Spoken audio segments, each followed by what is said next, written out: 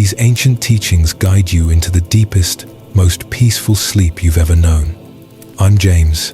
I will be the storyteller accompanying you tonight. You'll discover the wisdom that has brought peace to millions across centuries. Before we begin this sacred journey together, I invite you to like, subscribe, and share where in the world you're listening from. Type your city or country in the comments below. There's something profoundly beautiful about knowing we're all connected in this moment, seeking the same peace, no matter where we are on this earth. Now, settle into your most comfortable position. Let your eyes gently close and allow these timeless Buddhist stories to wash over you like a warm, gentle wave. Our first story is in the desert city of Phoenix, Arizona. There lived a man named Robert who ran a chain of car dealerships across the Southwest. Every morning started the same way, checking sales numbers before his eyes were fully open, scrolling through inventory reports while his coffee grew cold, mentally calculating profit margins before his wife Patricia even woke up. Robert had built his empire through sheer determination, working 7 days a week for 23 years straight. His employees respected his work ethic. His competitors envied his success. But Robert himself felt hollow, like a machine that had forgotten it was once human. The desert heat of summer seemed to match the burning anxiety that lived permanently in his chest. No matter how much he sold, how many dealerships he opened, how impressive his quarterly numbers looked, Robert never felt satisfied. There was always another goal, another competitor to beat, another reason why he couldn't rest. His son James, now in college, barely called anymore. His daughter Melissa had stopped inviting him to her soccer games years ago after he'd missed too many. Patricia had her own life, now her book club, her pottery classes, her friends. They lived in the same house, but occupied different worlds. One scorching afternoon in July, Robert sat in his main dealership office, staring at a contract that should have excited him, the acquisition of 2 more locations in Tucson. Instead, he felt nothing. Worse than nothing, he felt trapped, like he'd built a beautiful cage and locked himself inside. His hands were shaking as he signed the papers. That evening, driving home through the sprawling Phoenix suburbs, Robert made an impulsive turn he'd never made before, pulling into a small Buddhist temple nestled between a strip mall and a residential neighborhood. Inside, the temperature dropped noticeably, not just from air conditioning, but from something else, something he couldn't name. A monk in simple robes was arranging flowers at the altar, with movements so slow and deliberate it almost hurt Robert to watch. Every petal placed with complete attention, as if this single flower arrangement was the most important task in the entire world. The monk, who introduced himself as Venerable Thanam, originally from Thailand, but teaching in Phoenix for 15 years, looked up and smiled at Robert without surprise, as if he'd been expecting him. "First time here?" Venerable Thanam asked in accented but clear English. Robert nodded, suddenly feeling foolish. He didn't know why he'd come, didn't know what he was looking for. "Sit," the monk said simply, gesturing to a cushion. No need to explain. The temple receives many people who don't know why they've come. The heart knows before the head catches up. Robert sat, and for the first time in decades, he had absolutely nothing to do, nowhere to be, no performance to give. The silence was terrifying. Venerable Thanam finished with the flowers and sat across from Robert. "You know what I see when I look at you?"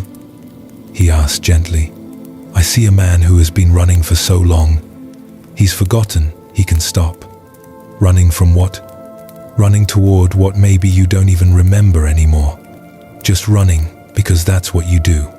Robert felt something crack in his chest. "I'm successful," he said defensively. "I've built something real. I provide for my family." The monk nodded. "Yes, and you are exhausted. Both can be true."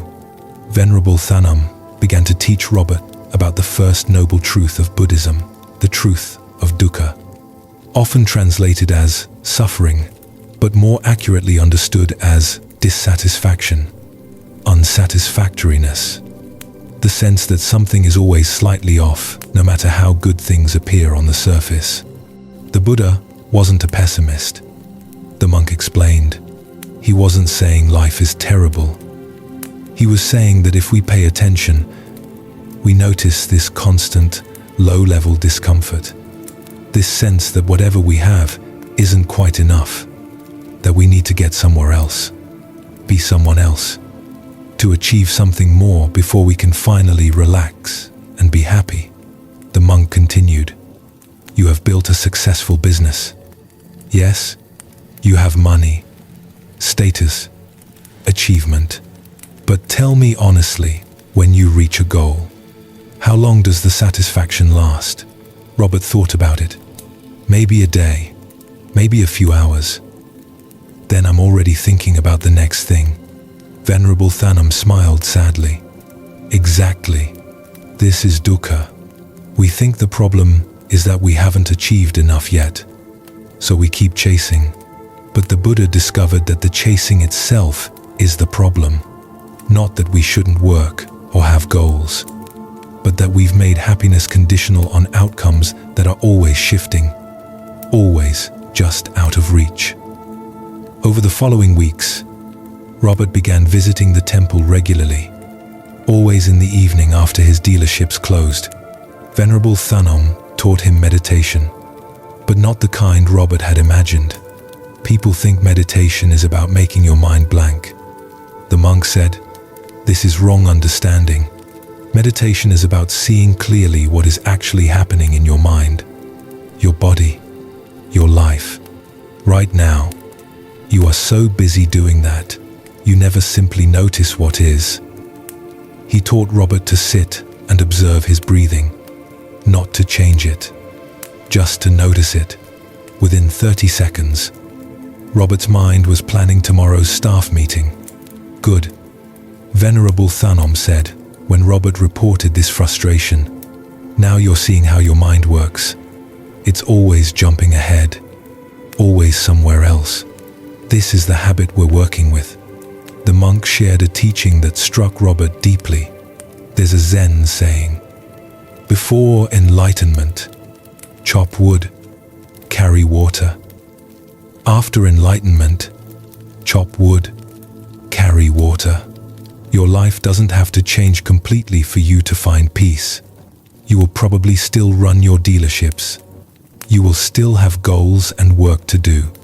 But you can learn to do it from a different place inside yourself, not from this desperate grasping and fear, but from presence and clarity. Robert struggled to understand. If he stopped being driven by fear of failure, wouldn't he become lazy? Wouldn't his business collapse? Venerable Thanam laughed. A sound like bells. You think fear is what makes you successful? Fear is what makes you exhausted. Imagine you could work from inspiration instead of desperation, from clarity instead of anxiety. Which do you think would serve you better? He taught Robert a practice called wise reflection. Before making any decision, Robert learned to pause and ask himself 3 questions. Is this action coming from wisdom or from fear? Will this lead to long-term well-being or just temporary relief? Am I acting from my values or just reacting from habit? At first, this practice felt awkward, like learning to write with his non-dominant hand. But gradually, Robert began to notice patterns. He saw how many of his business decisions were driven by ego, the need to be seen as successful, the fear of being ordinary, the compulsion to prove himself over and over. He started making different choices. When a competitor opened a dealership nearby, and Robert's instinct was to slash prices and start a price war, he paused instead. He reflected on his values: quality service, fair dealing, sustainable business. He realized he didn't need to react from fear. His business was solid. He could let his competitor exist without it meaning anything about his worth. Something surprising happened. By not engaging in the price war, Robert maintained his profit margins while his competitor exhausted himself with unsustainable discounts. Customers who valued quality over the cheapest price stayed loyal to Robert. His team, no longer stressed by constant crisis mode, performed better. Robert's success didn't disappear when he stopped being driven by fear. It actually improved. But more importantly, he started sleeping through the night for the first time in years. One evening, Robert shared with Venerable Thanom his biggest fear, that if he truly let go of his driving ambition, if he allowed himself to be content, he would lose everything he'd built. The monk listened with infinite patience, then told him a story. There was once a farmer who had a beautiful garden. He was so afraid someone would steal his vegetables that he stayed awake all night.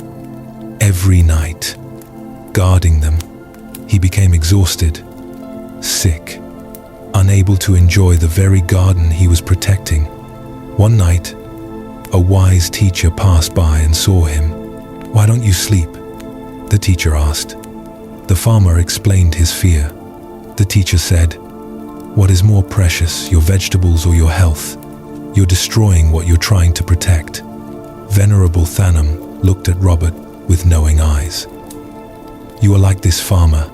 You're so afraid of losing what you've built that you're destroying yourself in the process of protecting it." But here's what the Buddha understood. True security doesn't come from controlling outcomes.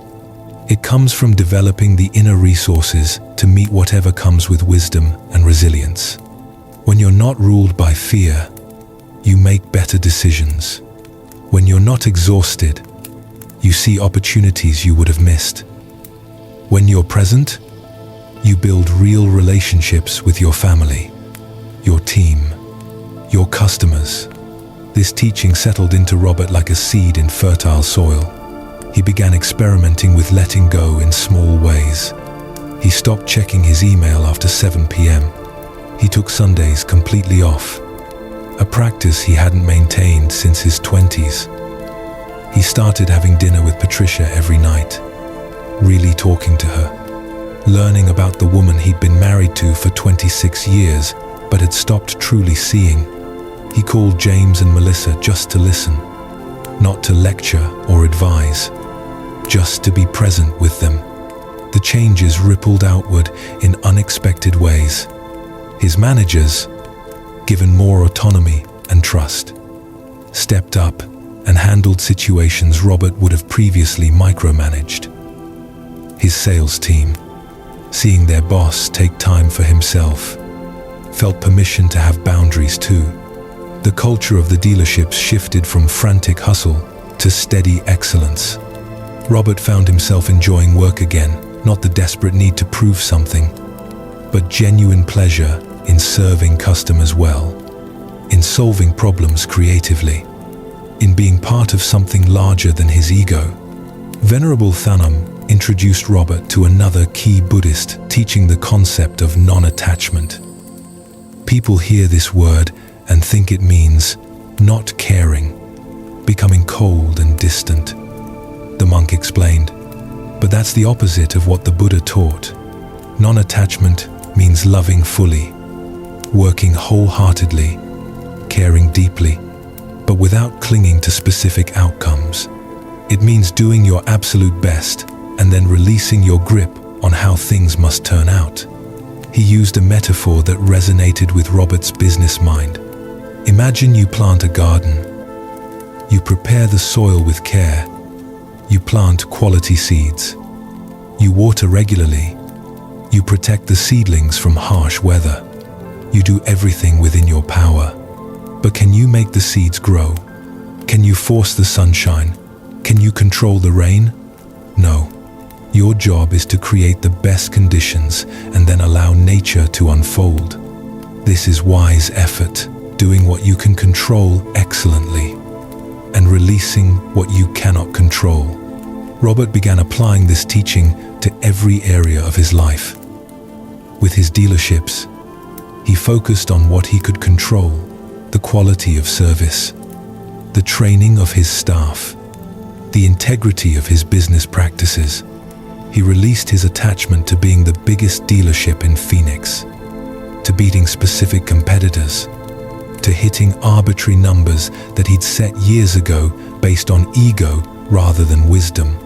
Paradoxically, by releasing his death grip on success, his businesses thrived in ways they hadn't when he was strangling them with his anxiety. The monk taught Robert about mindfulness in daily activities. You don't need to sit in meditation for hours. Venerable Thanam said, every moment of your life can become practice. When you're washing your hands, you feel the water. When you're walking to your car, feel your feet on the ground. When you're listening to someone, actually listen instead of planning what you'll say next. This is mindfulness, bringing your full attention to whatever you're doing right now. Robert started practicing this everywhere. When a customer came into the dealership, instead of seeing them as a sale to close, he saw them as a human being with hopes and concerns. He listened deeply to what they actually needed, rather than pushing what would make him the most profit. His sales numbers didn't drop, they increased. People could feel the difference in how he treated them. They trusted him. They referred their friends and family. Authenticity, Robert discovered, was better for business than manipulation ever was. Months into his practice, Robert experienced a real test of everything he'd learned. A major recession hit, and car sales across the industry plummeted. 3 of Robert's competitors went out of business within 6 months.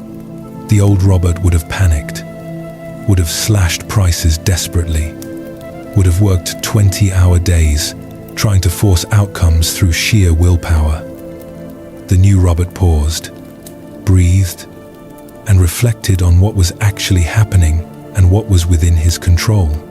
He gathered his management team and spoke honestly. Times are difficult. We may need to make hard choices, but we're going to navigate this with integrity and wisdom, not from panic. Instead of firing staff immediately, he reduced everyone's hours, including his own, preserving jobs while cutting costs. He focused on exceptional service for the customers who were still buying, building loyalty that would last beyond the recession.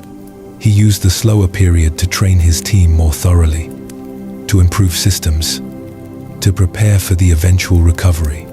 Venerable Thanam, when Robert shared his struggles, offered a teaching about the Buddhist understanding of impermanence. Everything changes, the monk said simply. Good times don't last forever, and neither do difficult times. The economy rises and falls like waves on the ocean. Businesses grow and shrink. Our bodies age. Relationships evolve. Everything is in constant flux. When we understand this deeply, we stop being so shocked and destabilized by change. We learn to surf the waves instead of being crushed by them. The monk continued, right now, you're in a difficult wave, but you've built skills, mindfulness, wise reflection, non-attachment. These skills don't eliminate difficulties, but they change your relationship with difficulty. Instead of drowning in panic, you're meeting this challenge with presence and wisdom. This is the fruit of practice. Robert found this profoundly comforting. He wasn't failing because the economy had changed. He was simply experiencing the natural fluctuation of conditioned existence, and he had tools to meet it skillfully. Over the next year, Robert's dealership survived while others failed. When the economy eventually recovered, his business was positioned better than ever. But the real transformation wasn't in his business metrics, it was in who Robert had become. Patricia told him one evening, tears in her eyes, "I have my husband back. I didn't realize how much I'd missed you until you returned." James started calling regularly, asking his father's advice not about business, but about life. Melissa invited him to her college graduation and told him she was proud of who he'd become. Robert continued his practice at the temple, deepening his understanding with each passing month. Venerable Thanum taught him about compassion, not just as a nice feeling, but as a practice of genuinely wishing for the well-being of all beings, including himself. For years, the monk observed, "You have been so hard on yourself, driving yourself without mercy, criticizing every mistake, never allowing yourself to be human. This harshness hasn't made you better, it's made you suffer. Can you practice being as kind to yourself as you would be to a good friend?" This was perhaps Robert's hardest practice. His inner voice had been cruel for so long, he'd stopped noticing it. But as he paid attention through meditation, he heard the constant stream of self-judgment, the harsh criticism, the impossible standards. He began practicing what Venerable Thanum called loving kindness meditation, starting each morning by placing his hand on his heart and silently offering himself phrases of goodwill. "May I be safe. May I be healthy. May I be peaceful. May I live with ease." At first, it felt ridiculous, even narcissistic. But gradually, something softened in Robert. He began treating his own struggles with the same patience he'd learned to offer others. When he made a mistake, instead of the familiar spiral of self-recrimination, he could pause and respond with understanding. "This is difficult. I'm doing my best. It's okay to be imperfect." This self-compassion didn't make him weak or complacent. It made him more resilient, more willing to take healthy risks, more capable of learning from failures without being destroyed by them. One evening, sitting in the temple as the phoenix sun set and painted the sky in shades of orange and purple, Robert thanked Venerable Thanum for everything he'd taught him. The monk smiled and shook his head. "I haven't taught you anything that wasn't already inside you. I've just helped you remember what you've always known but had forgotten. The peace you feel now isn't something I gave you. It's what remains when you stop creating suffering through grasping, aversion, and delusion. This is your natural state. You've just been covering it up with layers of fear and striving." Robert understood then that his journey wasn't about becoming someone new. It was about removing the obstacles to being who he'd always been, beneath all the conditioning, all the fear, all the desperate need to prove his worth. He was already whole. He'd always been whole. He'd just forgotten. And now he was remembering. In the quiet neighborhoods of Dublin, Ireland, there lived a woman named Siobhan, who worked as a nurse in Temple Street Children's Hospital. For 12 years, she'd poured her heart into caring for sick children, celebrating their recoveries and mourning their losses. Siobhan was known among her colleagues for her bottomless compassion, her tireless dedication, her ability to remain calm even in the most chaotic emergencies. Parents whose children she'd cared for would send cards years later, thanking her for being a light during their darkest times. But what no one saw was the cost this work extracted from Siobhan's soul. Every child's pain became her pain. Every parent's terror became her terror. She carried them all home with her every night, the toddler with leukemia, the teenager with cystic fibrosis, the infant who'd been in a car accident. She would lie awake, replaying the day, wondering if she'd done enough, if she'd missed something, if she could have saved one more moment of suffering. Her partner Aidan would find her crying in the kitchen at 2 in the morning.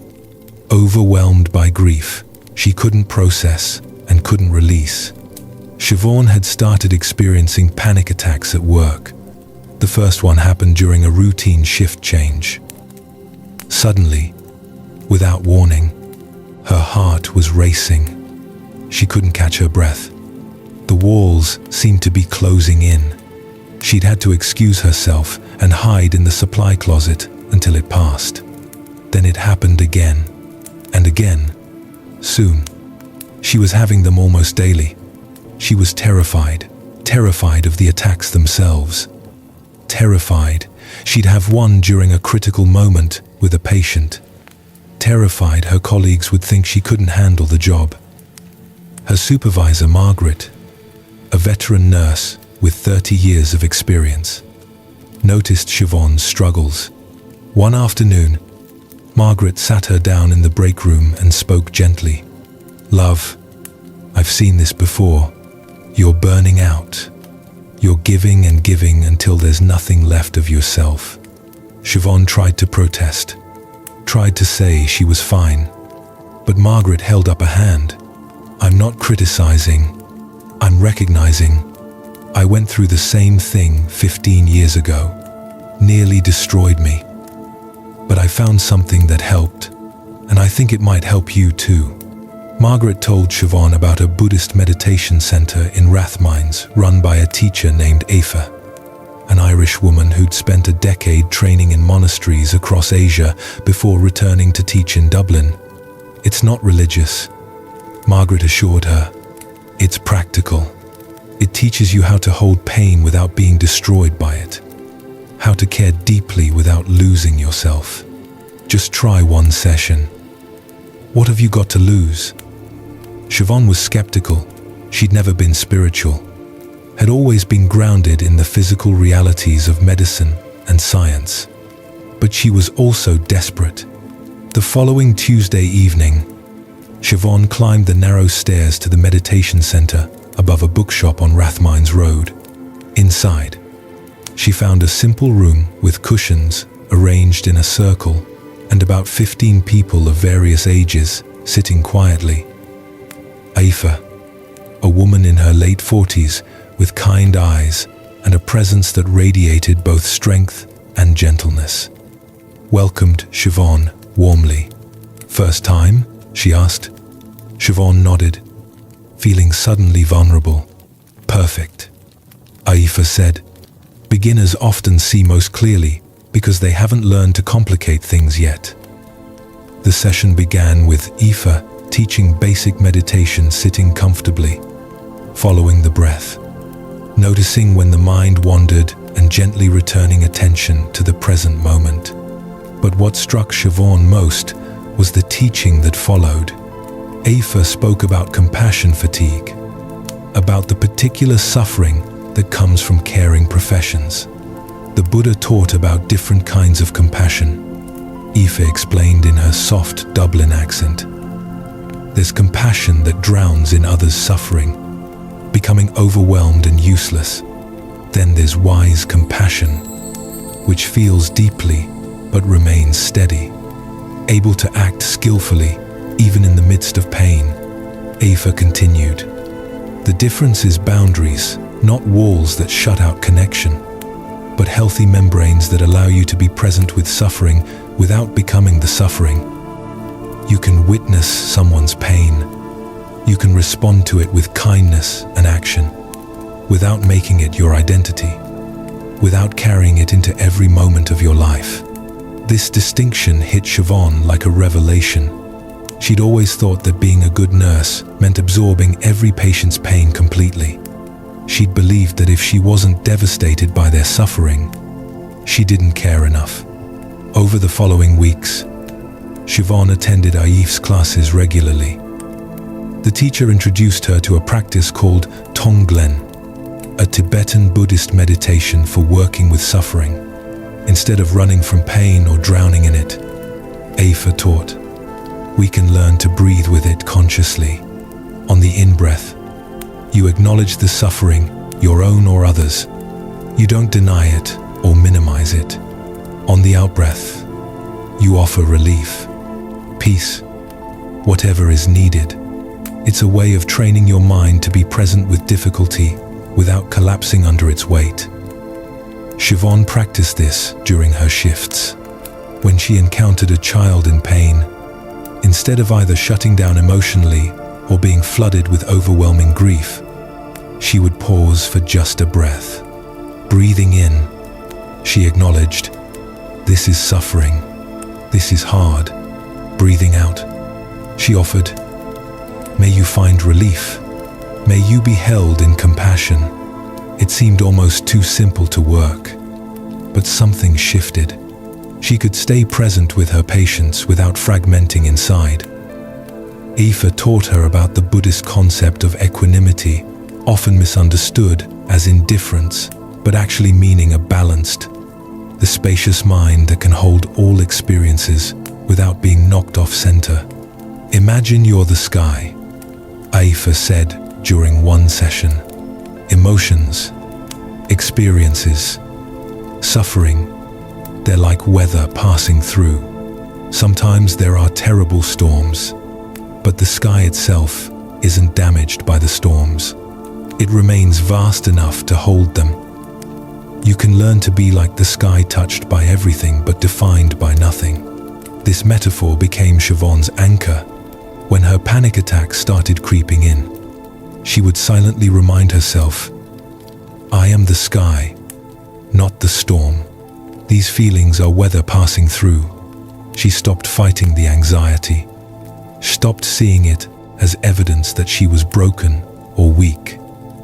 She practiced allowing the sensations, the racing heart, the tight chest, the spiraling thoughts, to simply be present without needing to fix them or make them go away immediately. Paradoxically, by stopping her fight against the panic, the attacks became less frequent and less intense. One evening, Siobhan asked Aoife a question that had been troubling her. "How do I know where the line is between compassion and self-destruction? In my job, people need me. Children are suffering. How can I set boundaries when real people are in real pain?"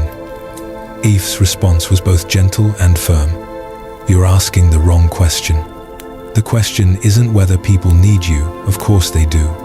The question is, can you serve them better by destroying yourself, or by maintaining your well-being so you can continue serving for years to come?" Aoife shared a teaching from the Buddha about the four sublime attitudes: loving kindness, compassion, empathetic joy, and equanimity. Notice that equanimity is part of the list. She pointed out, it's not separate from compassion, it's what allows compassion to be sustainable. Without equanimity, compassion burns out into resentment or collapse. Think of it like this: you can't pour from an empty cup. Your job requires you to pour constantly. So filling your own cup isn't selfish, it's essential maintenance. Siobhan began implementing real boundaries in her life. She stopped taking extra shifts out of guilt. She started saying no when she was genuinely too tired to help. She created a ritual at the end of each workday, sitting in her car for 5 minutes before driving home. Consciously releasing the day's experiences, she would acknowledge each child she'd cared for, wish them well, and then symbolically leave them at the hospital rather than carrying them into her evening. "They're not mine to carry." She would remind herself, "I did my job with love and skill. Now I release what isn't mine to hold." The change in Siobhan was remarkable. Her panic attacks diminished to occasional mild anxiety that she could breathe through. Her sleep improved. Aidan noticed she was laughing again, engaging with life beyond work. But the most surprising change was that Siobhan became a better nurse. With more energy and clearer boundaries, she could be fully present during her shifts, without the constant background hum of exhaustion and dread. Her patients and their families felt the difference. She was still deeply caring but also grounded, steady, a calming presence rather than someone barely holding herself together.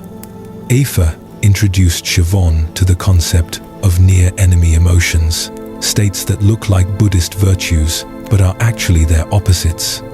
Pity looks like compassion, but it's not. Afa explained. Pity says, "I'm up here. You're down there suffering. Poor you." It creates separation. Real compassion recognizes our shared humanity. This is suffering. I know suffering. We all experience suffering. Compassion connects, while pity separates. Siobhan realized she'd been operating from pity often, unconsciously placing herself above her patient's suffering while simultaneously being destroyed by it. Another teaching that transformed Siobhan's work was about the nature of helping. We have this idea, Aifa said, that helping means fixing, that if we're truly compassionate, we should be able to eliminate all suffering. But the Buddha was very clear. Suffering is part of life. We age. We get sick. We die. These are unavoidable facts. Compassion doesn't mean ending all suffering. That's impossible. Compassion means showing up with presence and kindness in the midst of suffering, reducing what can be reduced, and offering loving companionship for what cannot be changed. This released Siobhan from an impossible burden she'd been carrying, the belief that every child should be saved, that every outcome should be positive, that suffering itself was a failure of her compassion or skill. She began to understand that her job wasn't to prevent death or eliminate illness. Those were often beyond anyone's control. Her job was to bring as much care, comfort, and humanity as possible to whatever situation arose. Sometimes that meant celebrating a child's recovery. Sometimes that meant sitting with parents during the worst moment of their lives, offering no solutions, but simply bearing witness to their grief. Siobhan also learned about mudita, empathetic joy, the practice of genuinely celebrating others' happiness and good fortune. This is particularly important for healthcare workers. Aifa explained, "You see so much suffering that it's easy to forget about joy, to become hardened or cynical. Mudita is the practice of letting the good moments penetrate you as deeply as the difficult ones. When a child recovers, when a family receives good news, let yourself fully feel that happiness. Don't brush past it, rushing to the next problem." Siobhan began practicing this intentionally. When a young boy named Liam, who'd been battling a severe infection for weeks, finally got to ring the bell, signaling his discharge, Siobhan allowed herself to feel the full joy of that moment. She celebrated with his parents, let tears of happiness fall, held onto the warmth of that victory. She noticed how these moments of joy began to balance the weight of the sorrows, how they reminded her why she'd chosen this work in the first place. Through her meditation practice, Siobhan discovered something profound about the nature of compassion. It wasn't something she had to manufacture or force. When she was present, when she wasn't caught up in her own fear and exhaustion, compassion arose naturally. Her heart naturally wanted to help, to ease suffering, to bring comfort. The practice wasn't about becoming more compassionate. It was about removing the obstacles to the compassion that was already there. After a year of regular practice, Siobhan's entire relationship with her work had transformed. She still cared deeply, still felt moved by her patients' struggles, still worked with dedication and skill, but she'd learned to do it from a place of sustainable compassion rather than self-destructive absorption. She'd learned that taking care of herself wasn't selfish. It was the foundation that allowed her to take care of others. She'd learned that she could be both tender-hearted and strong, both deeply feeling and wisely boundaried. Aifa told her during one of their sessions, "You've learned one of the most important teachings in Buddhism, that wisdom and compassion must work together. Compassion without wisdom leads to burnout and overwhelm. Wisdom without compassion becomes cold and disconnected. But when you bring them together, feeling deeply while also seeing clearly, you become truly helpful, truly of service, without destroying yourself in the process. Siobhan began sharing what she'd learned with her colleagues at the hospital. She started an informal meditation group during lunch breaks, teaching simple breathing practices and mindfulness techniques. Several nurses who were struggling with similar burnout found relief through these practices. Margaret, who'd first recommended the meditation center, told Siobhan, "You're not just healing yourself, you're creating ripples that are healing our whole unit. This is the real power of practice." Years into her meditation journey, Siobhan could look back and see how fundamentally she'd changed. The panic attacks were a distant memory. She still worked in pediatric nursing, still encountered suffering daily, but she met it from a completely different inner place. She'd learned to be the sky holding the weather, to be the steady presence in the midst of chaos, to offer compassion that was both deep and wise. And perhaps, most importantly, she'd learned that caring for herself and caring for others weren't opposites, they were two sides of the same practice. This is our third story. In the tech hub of Singapore, there lived a man named Wei, who worked as a software engineer for one of the city's leading startups. At 32 years old, Wei had achieved everything he'd been taught to want: a six-figure salary, stock options, a luxury condo overlooking Marina Bay, the admiration of his peers. His code was elegant, his productivity legendary. He regularly worked until midnight, fueled by expensive coffee and the adrenaline of problem solving. His girlfriend Rachel had left him 6 months ago, saying she felt like she was dating a ghost, someone physically present but mentally always elsewhere. Wei told himself he didn't care. Relationships were inefficient anyway, requiring time he could spend optimizing algorithms or learning new frameworks. But late at night, in his pristine apartment with its floor-to-ceiling windows overlooking the glittering skyline, Wei felt a hollowness he couldn't debug or refactor away. He'd achieved the metrics of success, but something essential was missing, some variable he couldn't identify or solve for. One evening, taking a rare walk through the Singapore Botanic Gardens to clear his head after a particularly brutal code review, Wei encountered an elderly man sitting perfectly still beneath a rain tree.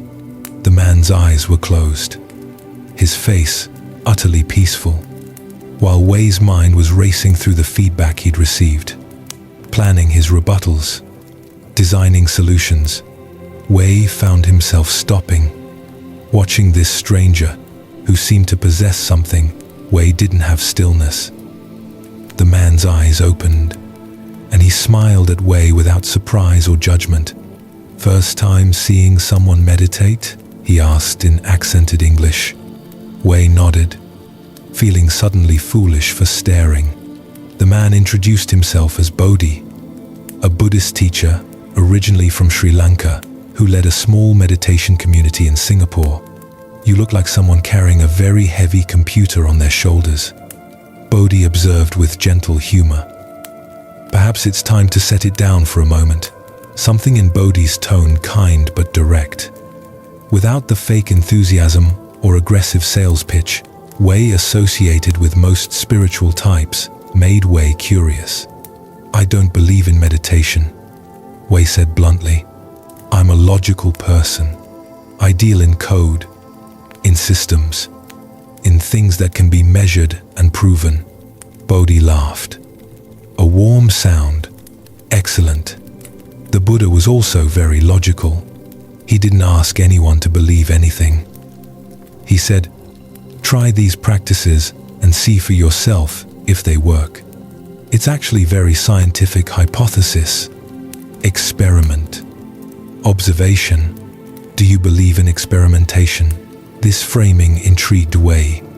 He agreed to attend one of Bodhi's meditation sessions, approaching it like he would any new technology, skeptically but willing to test it empirically. The following evening, Wei found himself in a simple community center in Toa Payoh, sitting on a cushion among a dozen other people from various walks of life. Bodhi taught them basic breath awareness, nothing mystical, just paying attention to the sensation of breathing, noticing when the mind wandered, and gently bringing attention back. Wei expected to be bored or to find the practice meaningless. Instead, he was shocked by what he discovered. Within 30 seconds of trying to focus on his breath, his mind had jumped to a coding problem. He brought his attention back. 5 seconds later, it was replaying an argument with his team lead. Back to the breath, then planning tomorrow's sprint. Back again.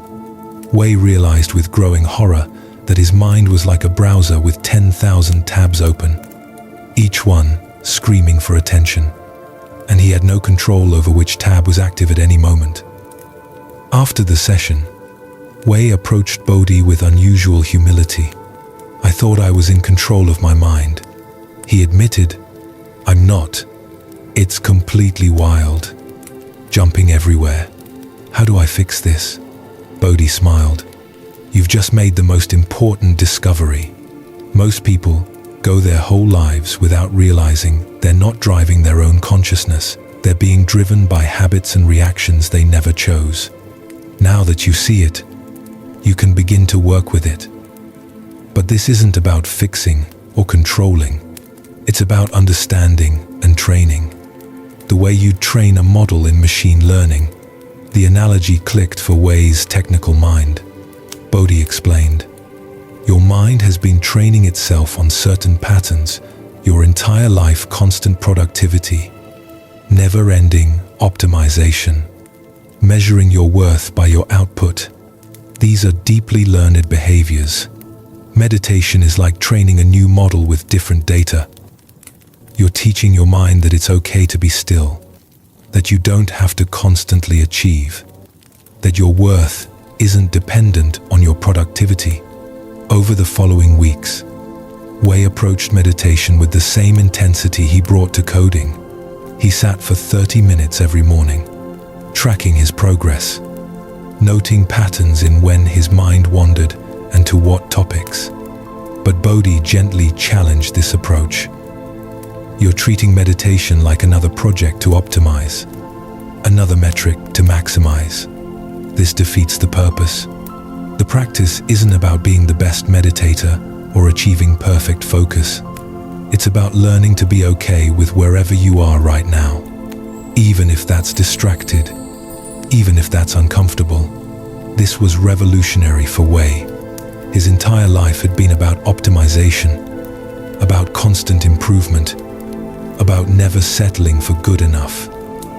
Bodhi taught him about the Buddhist concept of acceptance, not passive resignation, but clear-seeing acknowledgement of what is actually true right now.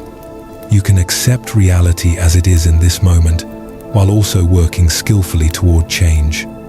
Bodhi explained, "But when you're constantly fighting with what is, refusing to accept your current state, you waste enormous energy in internal conflict." Wei began noticing how much of his mental energy went into arguing with reality. When code didn't work, he'd spiral into frustration about how it should work. When meetings ran long, he'd mentally resist the waste of time instead of just being present in the meeting. When he felt tired, he'd fight it with caffeine rather than acknowledging his body's needs. Bodhi taught him, the first arrow is the actual problem, the bug in the code, the long meeting, the tiredness. The second arrow is your mental resistance and judgment about the problem. The Buddha taught that we often can't avoid the first arrow, but we can stop shooting ourselves with the second one. Wei started implementing small practices throughout his workday. Before opening his laptop each morning, he'd take 3 conscious breaths. When he felt himself getting tense during debugging, he'd pause and noticed the physical sensations in his body rather than pushing through. When code reviews triggered his defensiveness, he'd feel the heat rising in his chest and choose to respond rather than react. These tiny moments of awareness began creating space between stimulus and response, space where choice lived. Bodhi introduced Wei to the concept of beginner's mind, approaching each moment with fresh curiosity rather than assumptions based on past experience. In Zen, Bodhi explained, "We say, in the beginner's mind, there are many possibilities. In the expert's mind, there are few. You're an expert in coding, which is valuable. But expertise can also become a prison. You think you know how things should be, so you stop seeing how they actually are." This teaching shook something loose in Wei. He realized how much his expertise had calcified into rigidity. He had best practices for everything, opinions about the right way to solve problems, judgments about code that didn't meet his standards. He'd stopped being curious, stopped being genuinely open to approaches that differed from his own. Bodhi suggested he try approaching one interaction each day with true beginner's mind, suspending his expertise and really listening, really seeing, as if encountering the situation for the first time. Wei chose to practice this with Jun, a junior developer on his team whose code Wei had been consistently critical of. Instead of immediately pointing out what was wrong, Wei asked Jun to walk him through the thinking behind the code. Listening with genuine openness, Wei discovered that Jun's approach, while different from his own, had merits he'd been too rigid to see. More importantly, Wei saw Jun's face light up at being truly heard rather than just corrected. Something in Wei's heart cracked open. That evening, Wei told Bodhi about the experience. "I've been so focused on being right, on maintaining my status as the expert, that I've made my workplace miserable for people. I've hidden my insecurity behind criticism." Bodhi nodded with understanding. This is what the Buddha called right speech, speaking truthfully but also kindly, speaking in ways that reduce suffering rather than increase it. You can maintain high standards while treating people with dignity. These aren't opposites. Bodhi taught Wei about the 5 precepts, ethical guidelines in Buddhism that aren't commandments but trainings for reducing harm. One precept particularly struck Wei: to refrain from harsh speech. Notice, Bodhi said, it doesn't say refrain from all critical speech. Sometimes honest feedback is necessary, but harsh speech, speech meant to wound, to diminish, to assert dominance, this creates suffering for both the receiver and the speaker. When you speak harshly to someone, you reinforce the pattern of harshness in your own mind. Wei began paying attention to his speech patterns. He noticed how often his words carried an edge, how frequently he used sarcasm as a weapon, how his honesty was sometimes just cruelty, wearing a respectable mask. He started practicing a simple pause before speaking in tense moments. In that pause, he'd ask himself, is this true? Is this kind? Is this necessary? Not every statement needed to meet all 3 criteria, but they served as a guide for more skillful communication. The transformation rippled through Wei's entire team as he became less harsh, less driven by ego, less defensive about his ideas. Others relaxed too. Meetings became collaborative rather than combative. Junior developers started asking more questions instead of hiding their confusion. Creativity flourished because people felt safe to suggest unconventional ideas without being immediately shot down. The team's productivity actually improved, not through longer hours, but through better collaboration and psychological safety. 6 months into his practice, Wei experienced a major professional setback. A product he'd architected, a system he'd spent 9 months building, failed spectacularly in production. Thousands of users were affected. His company lost significant money. The old way would have spiraled into self-recrimination, worked around the clock to fix it, while mentally flagellating himself. Emerged from the crisis, bitter and defensive. The new way took a different path. He sat with the news first, allowing himself to feel the shame, the disappointment, the fear about his job security. He didn't try to make the feelings go away or distract himself with immediate action. He sat with them, breathed with them, let them move through him like weather through the sky. Then, from a place of groundedness rather than panic, he analyzed what went wrong, took responsibility without drowning in shame, assembled his team to address the crisis with clear thinking rather than frantic energy. Bodhi, when Wei described the experience, offered a teaching about failure. The Buddha spoke about the two darts. The first dart is the actual failure, the system crash, the lost money. This dart is unavoidable sometimes. But then we throw the second dart ourselves, the story we tell about what the failure means about us. I'm a terrible engineer. I'll be fired. I'll never succeed. I'm an imposter. This second dart is optional, and it's usually far more painful than the first. Wei realized he'd spent his whole life throwing second darts at himself. Every mistake became evidence of his inadequacy. Every setback, proof that he wasn't good enough.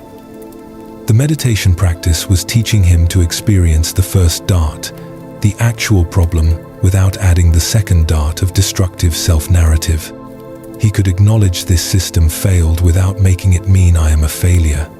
The distinction was subtle but life-changing. Wei started implementing small practices throughout his workday. Before opening his laptop each morning, he'd take 3 conscious breaths. When he felt himself getting tense during debugging, he'd pause and notice the physical sensations in his body rather than pushing through.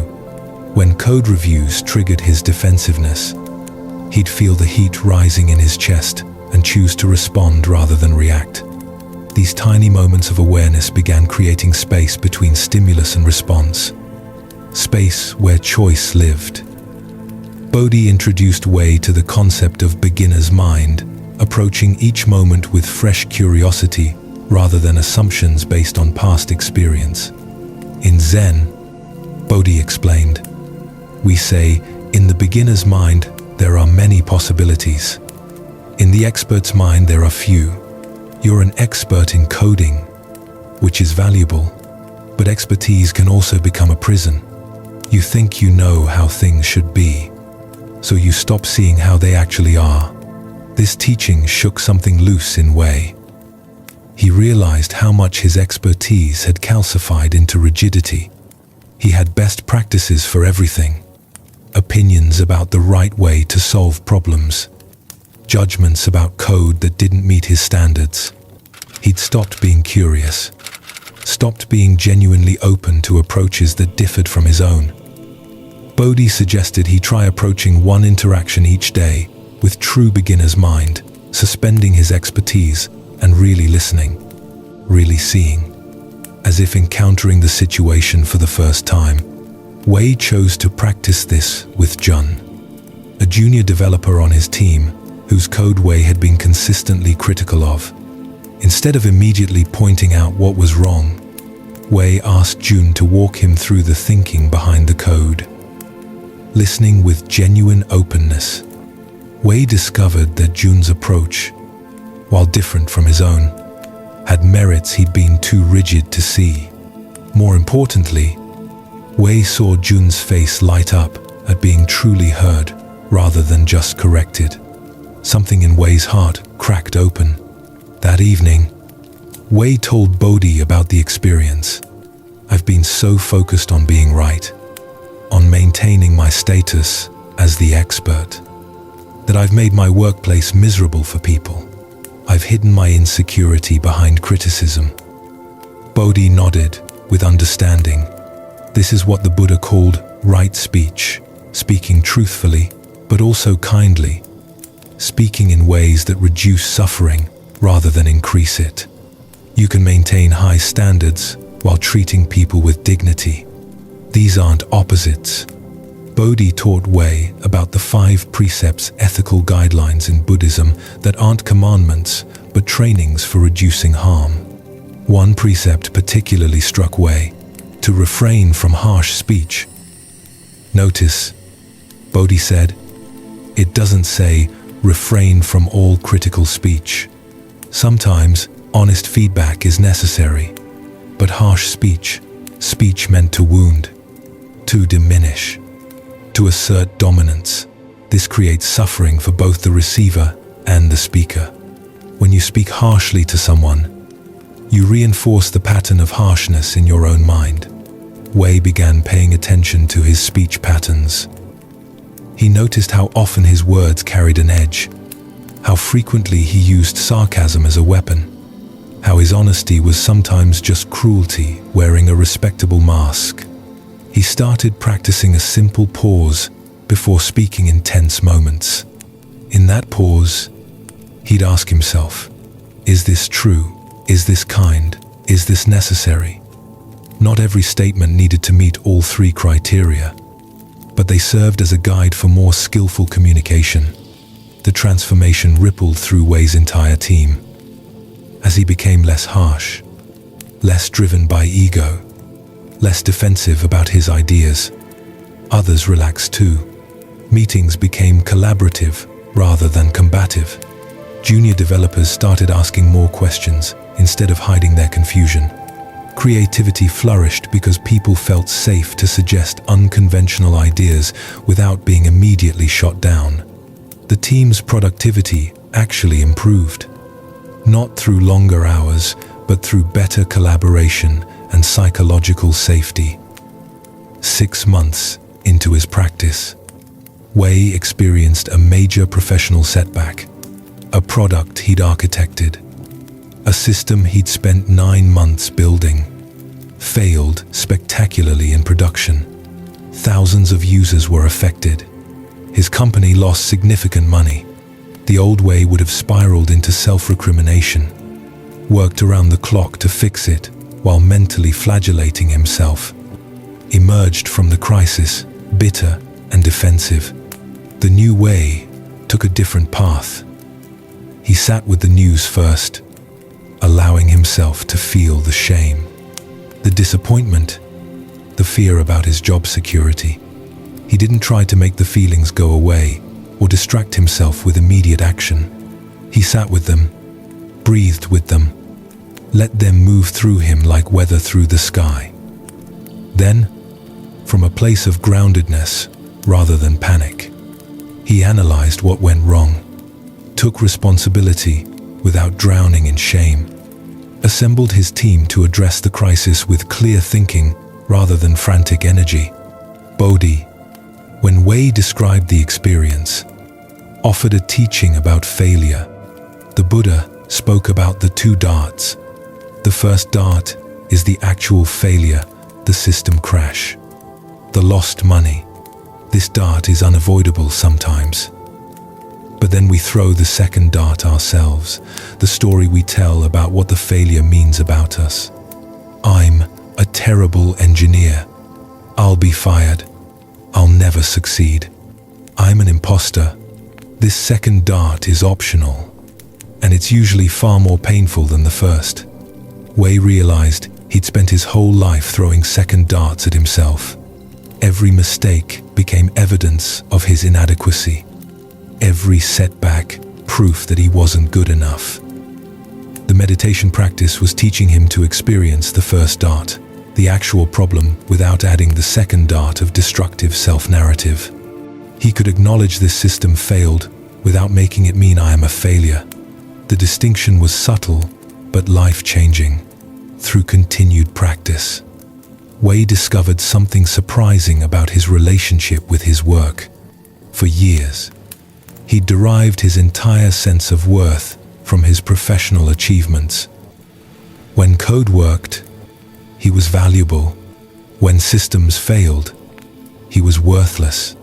His identity was completely entangled with his output.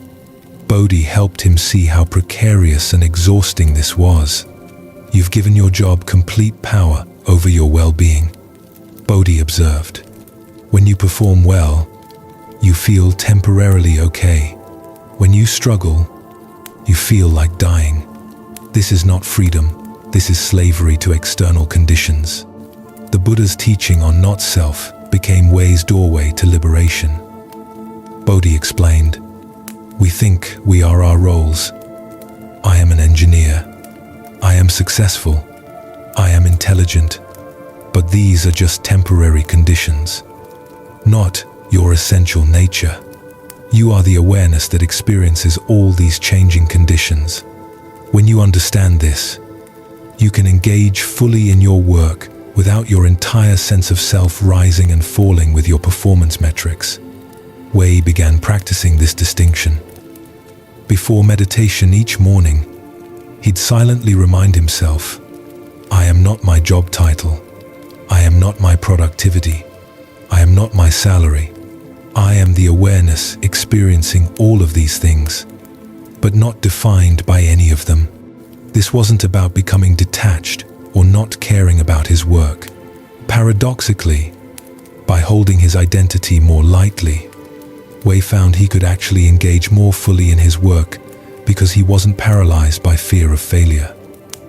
1 year into his meditation practice, Wei reconnected with Rachel. They met for coffee, and she immediately noticed the change in him. "You're actually here," she said with wonder. "When we were together, you were always somewhere else, even when you were sitting right across from me. What happened?" Wei tried to explain the meditation practice, the Buddhist teachings, the gradual untangling of his worth from his productivity. Rachel listened with the attention he'd never given her when they were dating. "I'd like to try again," Wei said carefully, "but I want to be honest, I'm still learning this. I still fall back into old patterns sometimes.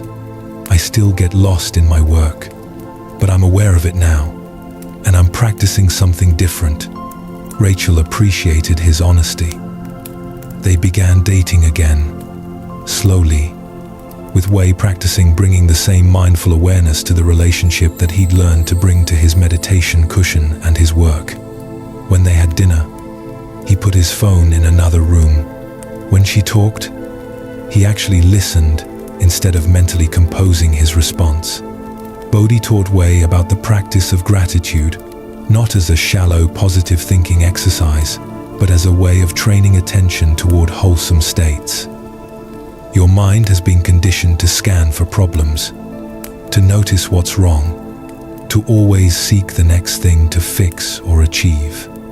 Bodhi explained, "This made you good at your job, but miserable in your life. Gratitude practice trains your mind to also notice what's working, what's good, what's already complete, not to avoid problems, but to have a more balanced view of reality." Wei started keeping a gratitude journal, writing 3 things each evening he appreciated about the day. At first, it felt forced, artificial, but gradually, he noticed his mind beginning to spontaneously notice moments of beauty, kindness, sufficiency throughout his day. The way morning light hit his coffee cup, a colleague's generosity in helping debug his code, the sensation of cool water when he was thirsty, small things he'd have completely overlooked in his previous state of constant striving. Wei's relationship with Rachel deepened in ways his previous relationship couldn't have. He practiced what Bodhi called mindful communication, speaking from awareness rather than reactivity, listening to understand rather than to formulate responses, creating space for both people's experiences to be valid even when they differed. When conflicts arose, instead of retreating into logical arguments or defensive silence, Wei learned to pause, feel his emotional reactions, and share them honestly without blame. Rachel noticed the difference profoundly. "You used to make me feel like a problem to be solved," she told him one evening. "Now you make me feel like a person to be known. It's like you finally arrived in your own life." Wei understood what she meant. For years, he'd been so obsessed with the future, the next promotion, the next skill to master, the next achievement, that he'd never fully inhabited his present. Through meditation, he was learning to actually live the moments of his life instead of constantly racing past them towards some imaginary finish line. Bodhi introduced Wei to walking meditation, teaching him that practice didn't require sitting still. "Feel each step," Bodhi instructed as they walked slowly through Fort Canning Park. "Feel your heel touch the ground, the weight shift forward, the toe pushing off. Walking is something you do every day. What if you actually experienced it instead of just using it as transportation to get somewhere else?" Wei practiced this during his commute, transforming what had been dead time into moments of presence and peace. The more Wei practiced, the more he noticed the subtle ways his mind created suffering. He saw how comparison was a constant background process, comparing himself to colleagues, measuring his achievements against others, creating hierarchies and rankings that had nothing to do with actual well-being. Bodhi taught him about the Buddhist understanding of equanimity, not indifference, but a balanced mind that could appreciate differences without creating suffering through constant comparison and judgment. 2 years into his meditation journey, Wei's company went through a major restructuring. Several positions were eliminated, and Wei's role was significantly reduced. The old Wei would have experienced this as a catastrophic identity crisis. The new Wei felt the disappointment, the uncertainty, to the wounded pride.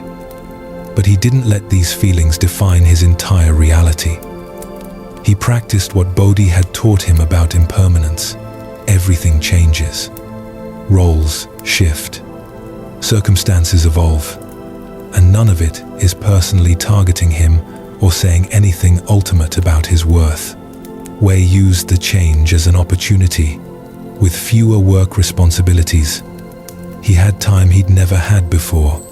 He volunteered at Bodhi's meditation center, helping set up for sessions and sharing his experience with newcomers. He discovered he loved teaching, loved helping other people discover the peace and clarity he'd found. He began considering a career shift toward teaching mindfulness in corporate settings, using his tech background to relate to stressed professionals who might dismiss meditation as impractical. Bodhi encouraged this direction. "You've learned these practices through your own suffering and transformation. Now you can help others." This is the natural progression. First we practice to free ourselves. Then we practice to help free others. Not from a place of superiority or having it all figured out, but from genuine compassion born of shared struggle. Wei appreciated that Bodhi never pretended to have transcended all difficulties. The teacher was honest about his own ongoing challenges, his own continued practice, his own moments of forgetting and remembering. One evening, Wei asked Bodhi a question that had been forming for months. "Will I ever be done? Will I ever reach a point where I've mastered this, where I don't need to practice anymore?" Bodhi laughed warmly. "That question comes from the same achieving mind that brought you to practice in the first place. You want to finish meditation so you can check it off your list and move on. But this isn't a project with an endpoint. This is a way of being, a continuous practice of waking up to reality as it is. You'll have insights and openings, moments of profound peace and clarity, and you'll also have moments of complete forgetting, of falling back into old patterns. Both are part of the path." Wei found this both disappointing and liberating. Disappointing because his achieving mind wanted the certainty of completion. Liberating because it meant he could relax, could stop trying to win at meditation, could simply show up each day and practice without needing to measure progress or achieve perfection. The practice itself was the point, not some future state of permanent enlightenment. Looking back on his journey, Wei marveled at how much had changed. He still wrote code, but it wasn't his identity. He still valued excellence, but it wasn't his worth. He was in a loving relationship, had genuine friendships he'd cultivated, volunteered regularly, and felt a peace that wasn't dependent on external circumstances. He hadn't abandoned his analytical mind, he'd simply learned to let it rest sometimes, to recognize that not everything needed to be optimized, solved, or improved. Some things were already complete just as they were. The fourth story is, in the rolling hills of Perth, Australia, there lived a woman named Charlotte who owned a small vineyard that had been in her family for 3 generations. At 47, Charlotte had spent her entire adult life working the land, knowing every row of vines intimately, understanding the soil and seasons with an expertise that went beyond book learning into embodied wisdom. Her wines won awards. Her tasting room was always full, and from the outside, her life appeared idyllic, the dream of rural Australian living. But Charlotte carried a weight that few people saw. Her husband Daniel had died 4 years ago in a farming accident, leaving her alone to run the vineyard and raise their teenage son, Oliver. She'd pushed through the grief by working harder, expanding production, taking on more than one person should handle. She told herself that staying busy was healing, that productivity was how you honored the dead. But late at night, after Oliver had gone to bed and the vineyard was quiet, Charlotte would sit on her veranda and feel the grief she'd been out running all day crash over her like a wave. She couldn't eat without remembering meals shared with Daniel, couldn't walk the vineyard without seeing him in every row he'd helped plant, couldn't make decisions without hearing his voice in her head, asking questions, offering perspectives. 4 years had passed, but the grief felt as fresh as the day it happened. Charlotte was exhausted from carrying it, but she didn't know how to let it go without feeling like she was abandoning Daniel's memory. Oliver, now 17, was struggling too. He'd grown quiet and withdrawn, spending hours in his room, his grades slipping at school. Charlotte knew he needed her attention, but she was so depleted from her own grief and the demands of the vineyard that she had nothing left to give. They lived in the same house, but barely connected. 2 people drowning separately in the same sea of loss.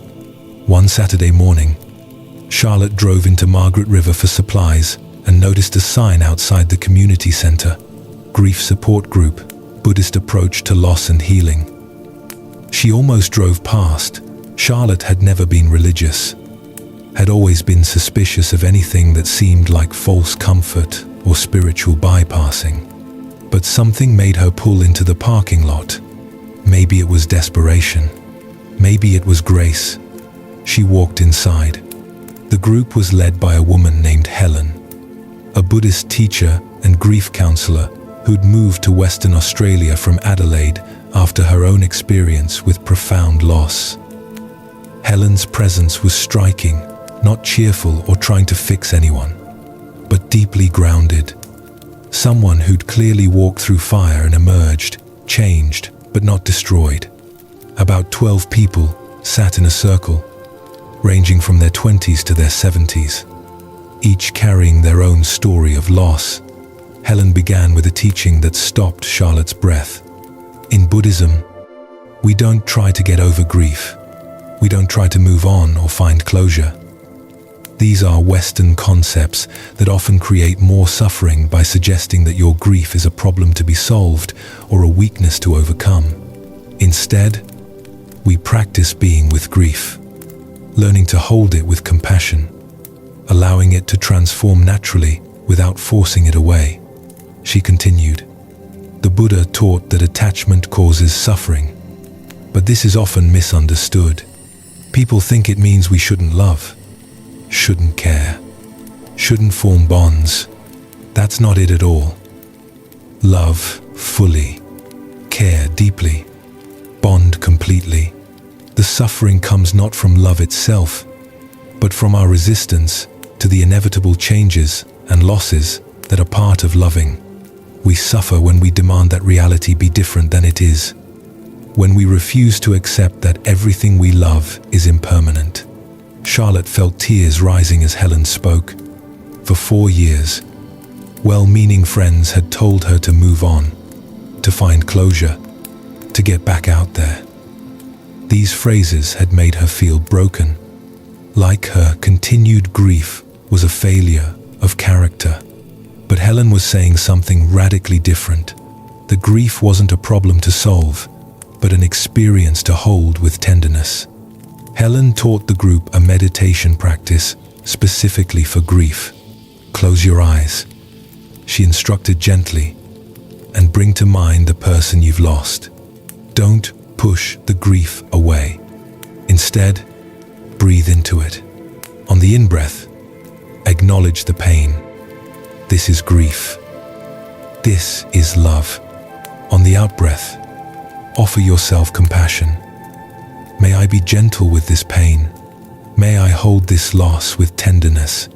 Charlotte practiced this, and for the first time since Daniel's death, she didn't fight the tears. She let them come, breathing with them, holding her grief the way she might hold a wounded bird carefully, with reverence. After the session, Charlotte approached Helen. I feel like I'm betraying Daniel if I stop hurting, she confessed. Like the pain is all I have left of him. Helen's eyes filled with understanding. This is so common, she said softly. We conflate our grief with our love, as if letting go of the suffering means letting go of the person. But the Buddha taught about wise letting go. You're not releasing Daniel from your heart. You're releasing the resistance to his being gone. You're releasing the suffering of fighting reality while keeping the love, the gratitude, the memories. Helen explained the Buddhist concept of carrying the dead beautifully. In some Buddhist traditions, she said, they speak of ancestors as those we carry forward through our actions, our values, the wisdom they gave us. Daniel isn't gone from your life. He's woven into who you are, how you tend the vineyard, what you teach Oliver. The question isn't whether to remember him, but how. Do you honor his memory through suffering that exhausts you, or through living fully, loving well, tending the land with the care he valued? This reframe shifted something fundamental in Charlotte. She began attending Helen's group regularly, learning practices for working with intense emotions. Helen taught about the Buddhist understanding of impermanence, not as a depressing reality to be mourned, but as the very nature of existence to be understood and accepted. Everything arises, exists for a time, and passes, Helen explained. The seasons, the vines, relationships, our own lives. Daniel's life followed this natural pattern. Fighting against impermanence is like being angry at winter for following autumn. It creates suffering on top of the natural sadness of loss. Charlotte started practicing mindfulness while working in the vineyard. Instead of letting her mind spiral into memories of Daniel while she pruned vines, she would practice being fully present with the work itself, feeling the sun on her shoulders, the texture of leaves under her fingers, the scent of earth and growing things. She discovered that when she was truly present, there was no suffering, even though sadness might arise.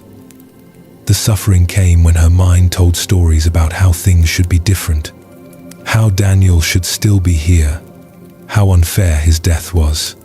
Helen introduced Charlotte to the concept of the two pains, the pain of loss itself, which is unavoidable and natural, and the pain of our resistance to loss, which is optional and creates prolonged suffering. You will always miss Daniel, Helen said. That's the first pain, and it's born of love.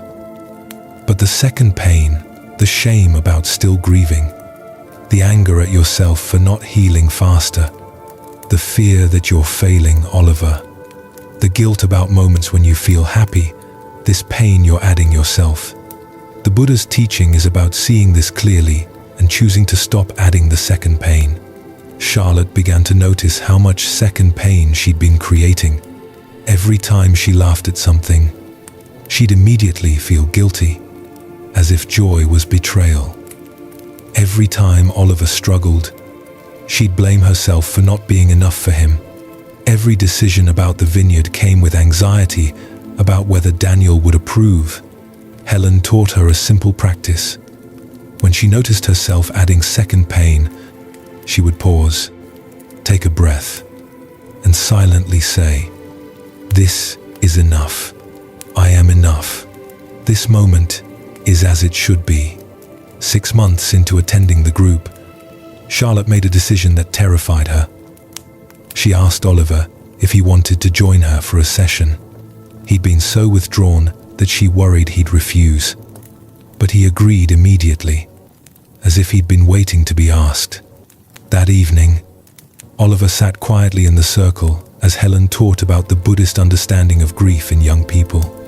Your generation is often told to be resilient, to bounce back quickly, Helen said, looking at the younger members of the group.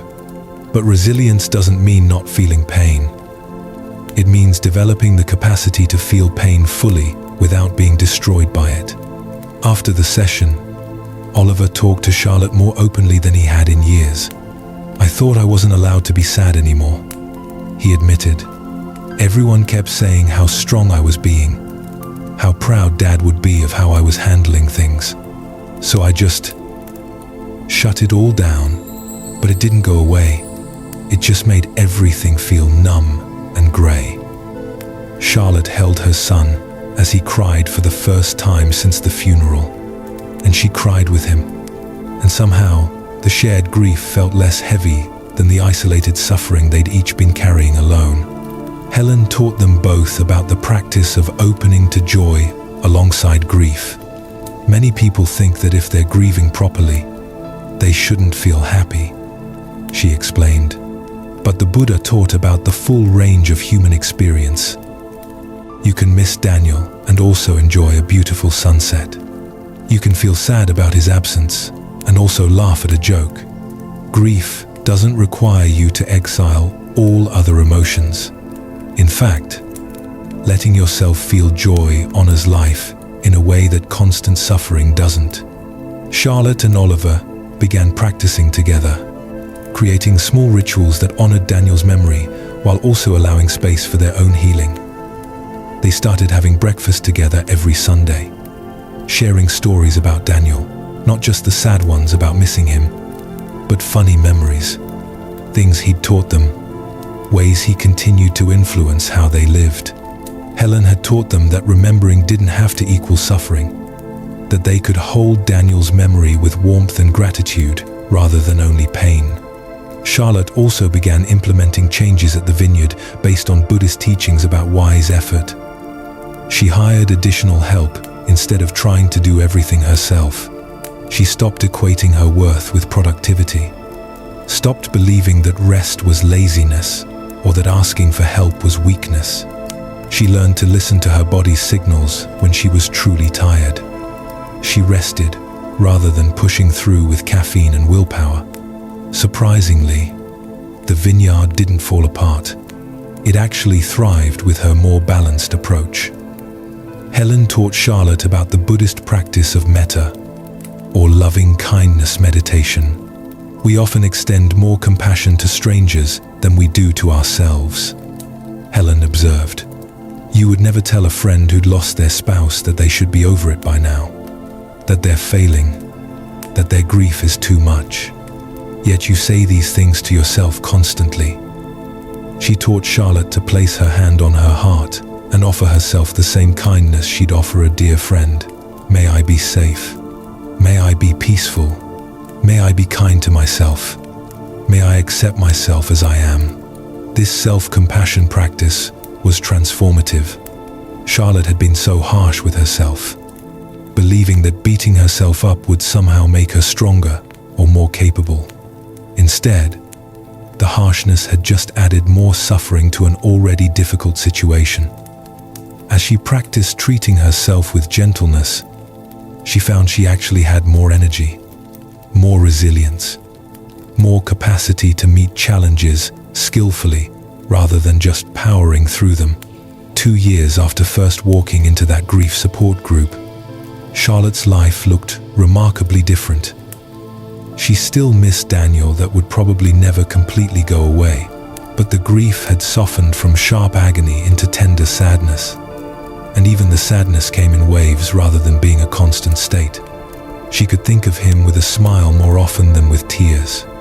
She and Oliver had developed a close relationship built on honest communication and shared practices. The vineyard was producing some of its best wines in years.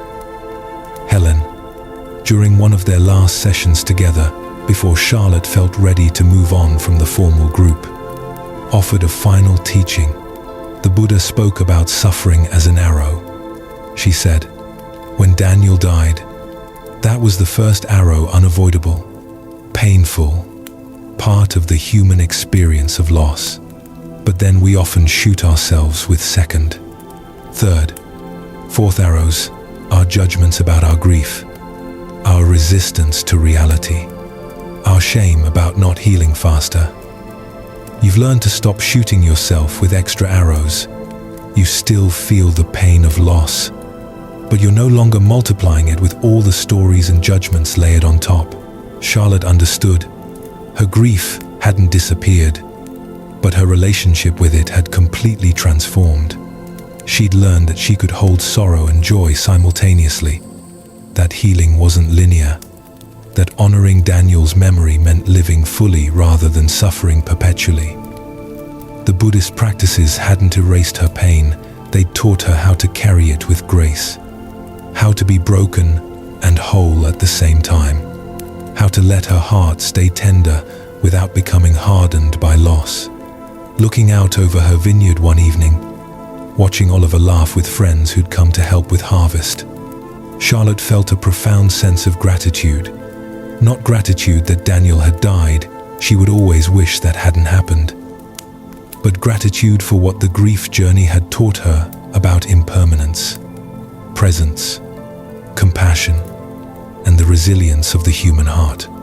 She'd discovered a depth in herself she hadn't known existed, a capacity to transform suffering into wisdom, to alchemize loss into a more open-hearted way of living. It's Charlotte and Oliver began practicing together, creating small rituals that honored Daniel's memory while also allowing space for their own healing.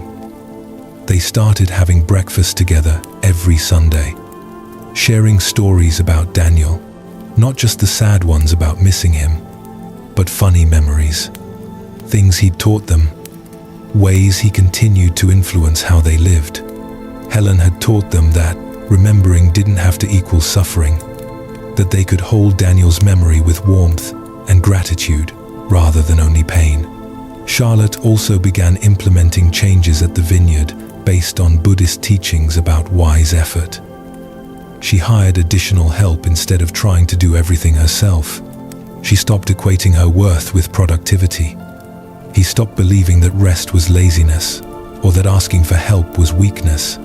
She learned to listen to her body's signals when she was truly tired. She rested rather than pushing through with caffeine and willpower. Surprisingly, the vineyard didn't fall apart. It actually thrived with her more balanced approach. Helen taught Charlotte about the Buddhist practice of metta, or loving-kindness meditation. We often extend more compassion to strangers than we do to ourselves.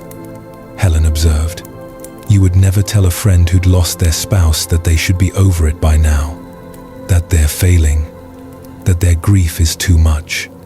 Yet you say these things to yourself constantly. She taught Charlotte to place her hand on her heart and offer herself the same kindness she'd offer a dear friend. May I be safe. May I be peaceful. May I be kind to myself. May I accept myself as I am. This self-compassion practice was transformative. Charlotte had been so harsh with herself, believing that beating herself up would somehow make her stronger or more capable. Instead, the harshness had just added more suffering to an already difficult situation. As she practiced treating herself with gentleness, she found she actually had more energy, more resilience, more capacity to meet challenges skillfully rather than just powering through them. 2 years after first walking into that grief support group, Charlotte's life looked remarkably different. She still missed Daniel that would probably never completely go away, but the grief had softened from sharp agony into tender sadness. And even the sadness came in waves rather than being a constant state. She could think of him with a smile more often than with tears. She and Oliver had developed a close relationship built on honest communication and shared practices. The vineyard was producing some of its best wines in years. Helen, during one of their last sessions together, before Charlotte felt ready to move on from the formal group, offered a final teaching. The Buddha spoke about suffering as an arrow. She said, "When Daniel died, that was the first arrow, unavoidable, painful, part of the human experience of loss. But then we often shoot ourselves with second, third, fourth arrows, our judgments about our grief, our resistance to reality, our shame about not healing faster. You've learned to stop shooting yourself with extra arrows. You still feel the pain of loss, but you're no longer multiplying it with all the stories and judgments layered on top." Charlotte understood. Her grief hadn't disappeared, but her relationship with it had completely transformed. She'd learned that she could hold sorrow and joy simultaneously, that healing wasn't linear, that honoring Daniel's memory meant living fully rather than suffering perpetually. The Buddhist practices hadn't erased her pain, they'd taught her how to carry it with grace, how to be broken and whole at the same time, how to let her heart stay tender without becoming hardened by loss. Looking out over her vineyard one evening, watching Oliver laugh with friends who'd come to help with harvest, Charlotte felt a profound sense of gratitude. Not gratitude that Daniel had died, she would always wish that hadn't happened, but gratitude for what the grief journey had taught her about impermanence, presence, compassion, and the resilience of the human heart. She'd discovered a depth in herself she hadn't known existed, a capacity to transform suffering into wisdom, to alchemize loss into a more open-hearted way of living. Next is our fifth story. It's in the vibrant city of Toronto, Canada. There lived a man named Marcus who worked as a high school teacher in one of the city's most challenging neighborhoods. For 8 years, Marcus had poured his heart into his students, staying late to tutor struggling learners, organizing after-school programs, advocating for kids that other teachers had written off. His colleagues admired his dedication.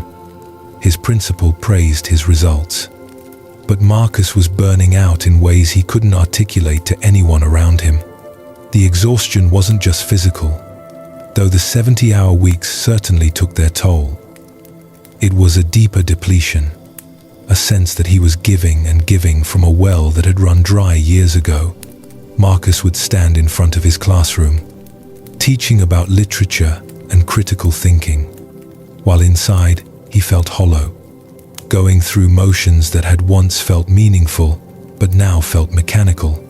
His girlfriend Jasmine, a social worker dealing with her own compassion fatigue, kept suggesting they both needed help, but Marcus was too tired even to seek help. He was too tired for everything except continuing to show up and perform. One winter evening, walking through Kensington Market after a particularly brutal day at school. Marcus wandered into a small bookshop he'd passed hundreds of times but never entered. Inside, warm and cluttered with books stacked to the ceiling, an older woman sat reading behind the counter. Something about the peaceful atmosphere made Marcus pause. He found himself browsing without purpose, just soaking in the quiet. The woman, who introduced herself as Miriam, noticed Marcus's exhaustion in the way he moved, the heaviness he carried. "You look like someone who needs to sit down," she said kindly, gesturing to a worn armchair near a small wood stove. Marcus sat gratefully, and Miriam brought him tea without asking if he wanted any. They sat in comfortable silence for a while before Miriam spoke again. "I used to look like you do now," she said, depleted, running on empty, but convinced I had to keep running. Marcus found himself opening up to this stranger in ways he hadn't with people he'd known for years. He told her about the weight of his student struggles, the poverty, the violence, the systemic barriers they faced. He told her about feeling responsible for fixing everything, saving everyone, and the crushing guilt when he couldn't. Miriam listened without interrupting, without offering easy solutions, just holding space for his pain with remarkable presence. "There's a Buddhist center upstairs," Miriam finally said. "I teach meditation there on Thursday evenings. It's not a cure for burnout, but it might help you understand what's happening and how to work with it skillfully." Marcus was skeptical. Meditation seemed like a luxury for people who weren't dealing with real problems. But Miriam smiled knowingly. "That's what I thought too. But the Buddha actually developed these practices specifically for working with suffering, with overwhelm, with the human tendency to exhaust ourselves trying to control what we can't control." The following Thursday, Marcus climbed the narrow stairs above the bookshop to find a simple room with cushions arranged in a circle. About 20 people of various ages and backgrounds sat quietly as Miriam, transformed from bookshop owner to meditation teacher, began the session. She taught basic breath awareness, explaining that meditation wasn't about achieving perfect calm, but about developing a different relationship with whatever arose in experience, including stress, exhaustion, and overwhelm. Marcus tried to follow his breath, and immediately his mind flooded with the day's problems. Kevin, who'd failed another test. Amara, whose father was in jail. The budget cuts threatening the music program. Miriam seemed to anticipate this. "Notice how your mind is solving problems even now," she said gently. "This is the habit pattern of the helper, the fixer, the one who takes responsibility for everyone. Your mind literally doesn't know how to stop trying to save the world.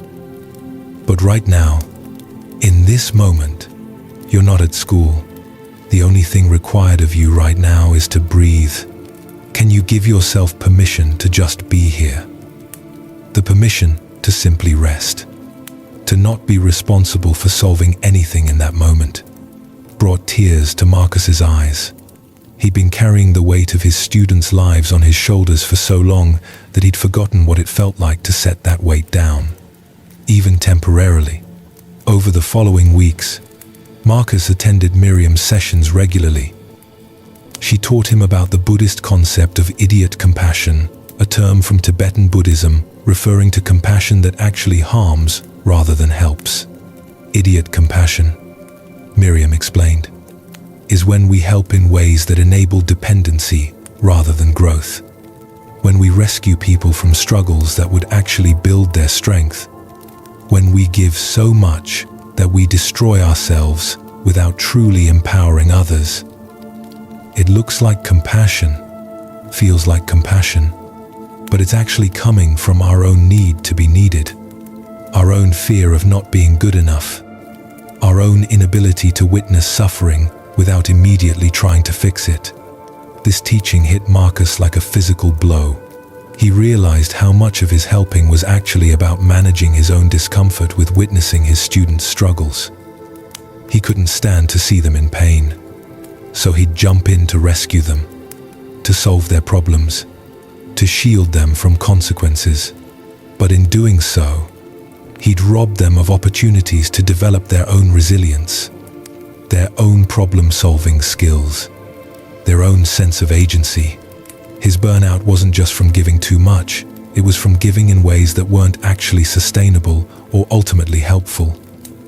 Miriam taught him about wise compassion, compassion that maintains appropriate boundaries, that empowers rather than rescues, that can witness suffering without drowning in it. The Buddha taught about the near enemies of virtues.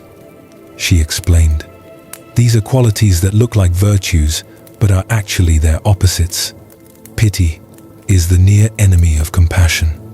Attachment is the near enemy of love. Idiot compassion is the near enemy of wise compassion.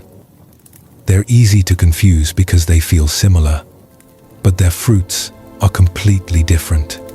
Marcus began examining his teaching practices through this new lens. He realized he'd been doing students' work for them, staying late to essentially complete their assignments alongside them rather than teaching them how to do it themselves. He'd been making excuses for their behavior rather than holding them accountable with compassion.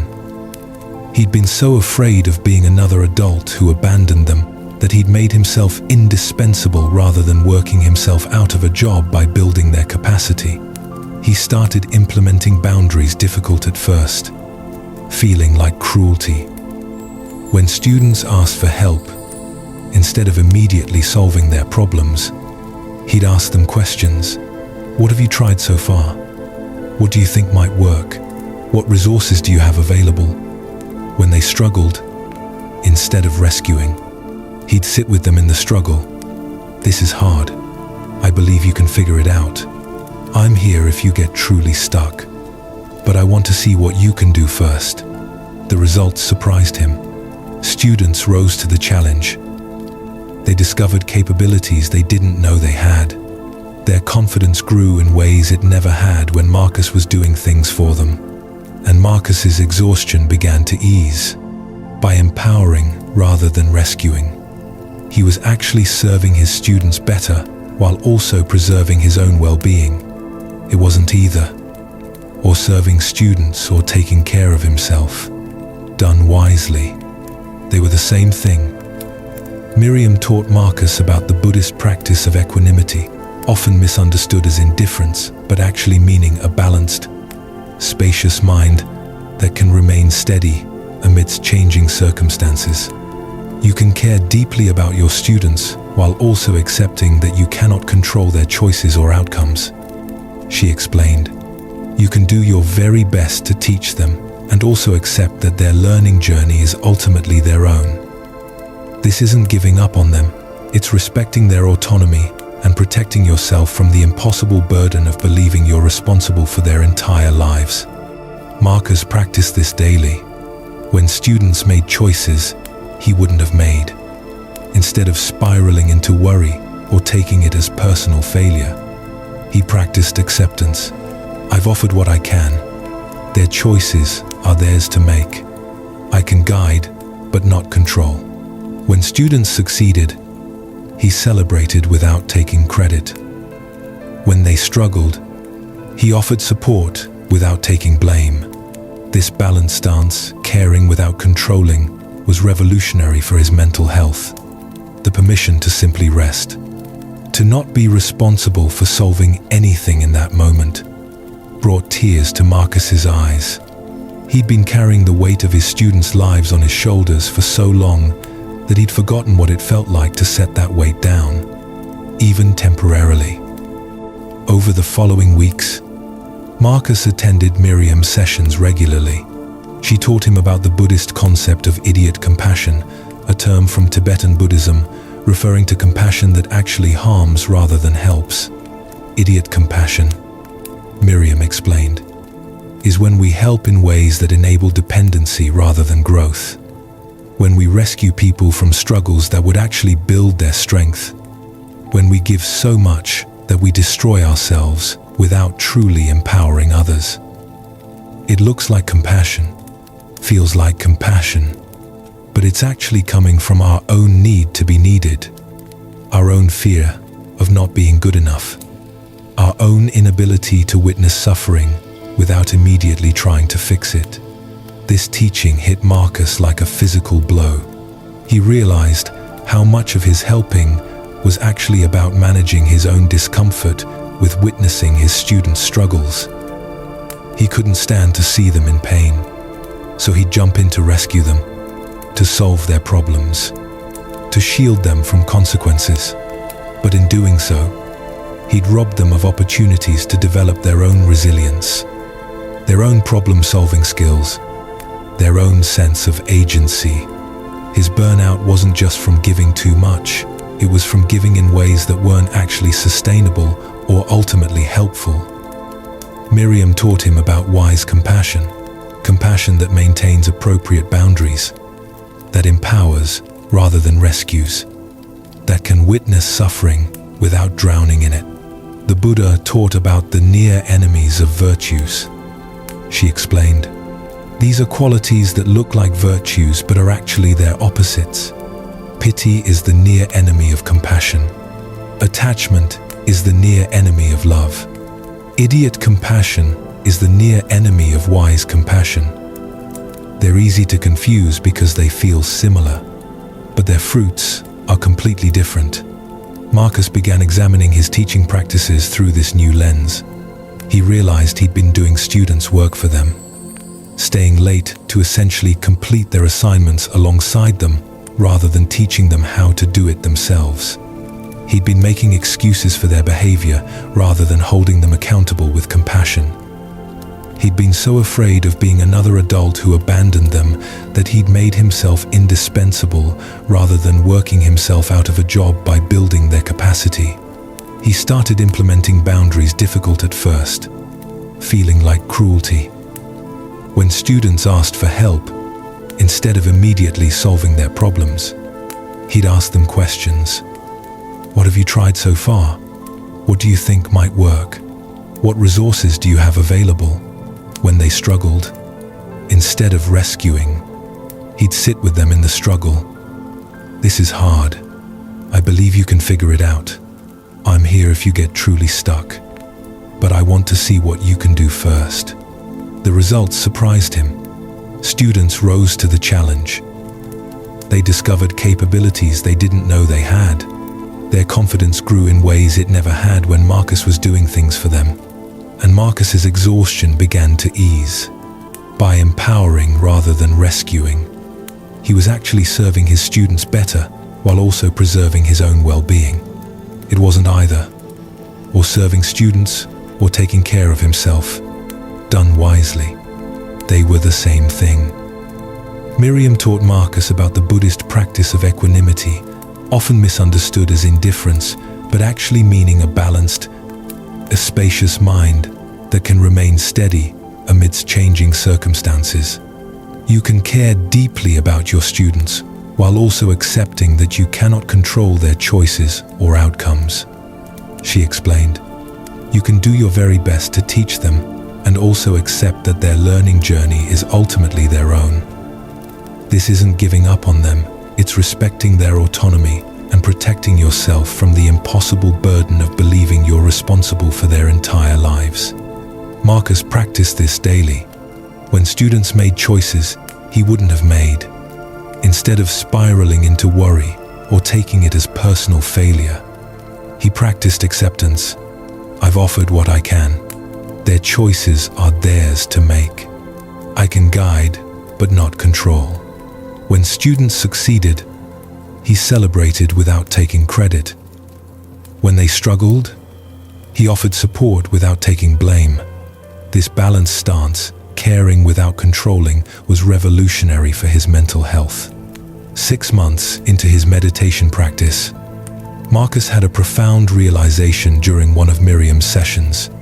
She was teaching about the Buddhist concept of emptiness, not meaning nothingness, but rather the understanding that nothing exists independently.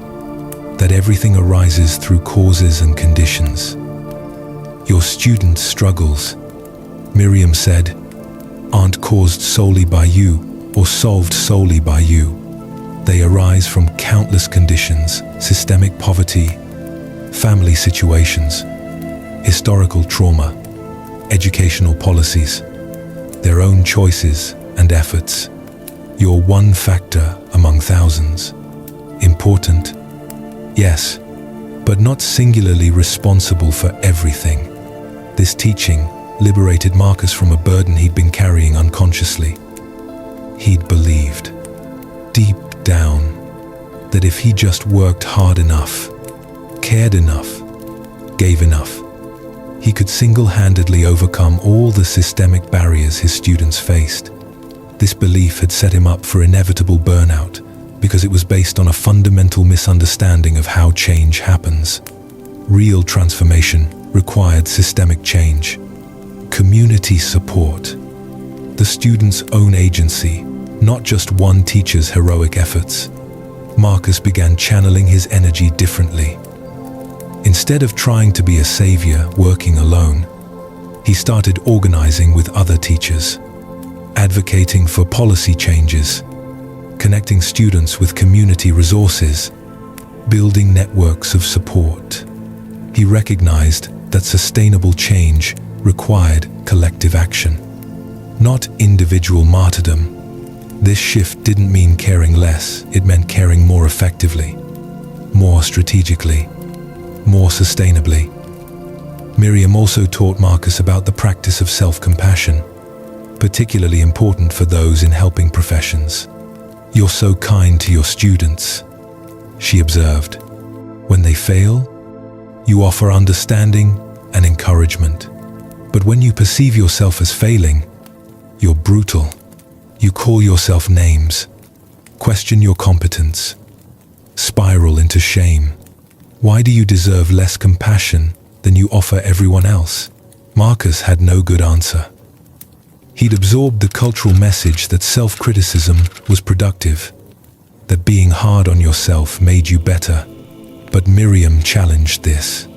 "Research shows," she continued, "that self-compassion is actually more motivating than self-criticism. When you criticize yourself harshly, you activate threat responses, shame, fear, defensive shutdown. When you treat yourself with compassion, you activate caregiving responses, safety, support, the energy to try again. Which state do you think leads to better teaching?" Marcus began practicing, treating himself the way he'd treat a struggling student, with patience, encouragement, recognition of effort, even when results weren't perfect. He started a daily practice Miriam taught, called compassionate self-talk.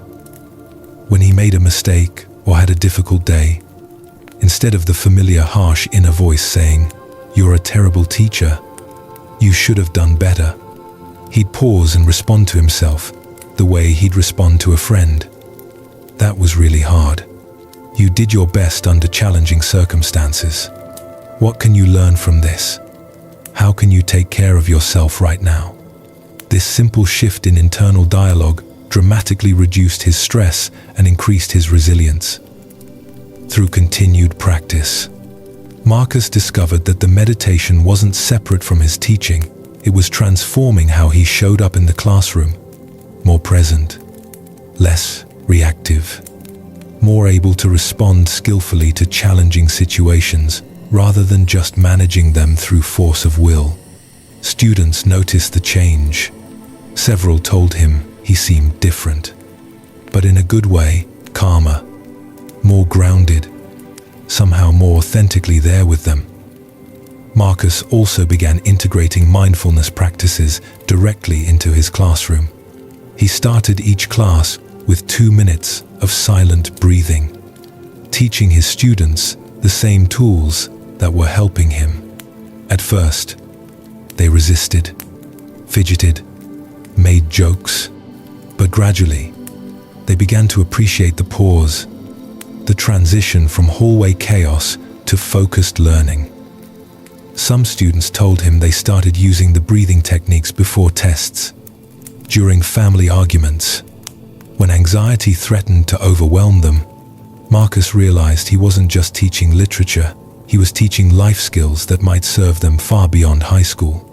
One particularly challenging student, a young man named Deshawn, who'd been headed toward expulsion for behavioral issues, approached Marcus after class one day. "Mr. Marcus," he said quietly, "that breathing thing you taught us? I used it yesterday when my stepdad was yelling. Instead of fighting back like I usually do, I just breathed and stayed calm. Nothing bad happened. That's never happened before." Marcus felt tears prick his eyes. This was the real work, not perfect test scores or college acceptance letters, but giving students tools to navigate their lives with more skill and less suffering. Miriam taught Marcus about the Buddhist understanding of Sangha community and its essential role in practice. "You can't do this alone," she emphasized. "Western culture glorifies the lone hero, the individual who overcomes everything through sheer personal strength. But the Buddha recognized that we need community. We need support. We need to practice together. Isolation is a breeding ground for burnout. Connection is medicine." Marcus began meeting regularly with other teachers who were also practicing mindfulness, sharing struggles and insights, supporting each other through difficult moments. This teacher Sangha became a lifeline. When Marcus had a particularly rough week, he could text the group and receive understanding, practical advice, reminders to be gentle with himself. When he had a breakthrough with a student, he could share the victory and have it genuinely celebrated. The collective wisdom of the group far exceeded what he could access alone. He learned he didn't have to reinvent every wheel, didn't have to figure out everything himself, didn't have to carry the burden of teaching in isolation. 2 years into his meditation practice, Marcus could barely recognize the exhausted, depleted person he'd been. He still worked hard, still cared deeply about his students, still faced the same systemic challenges.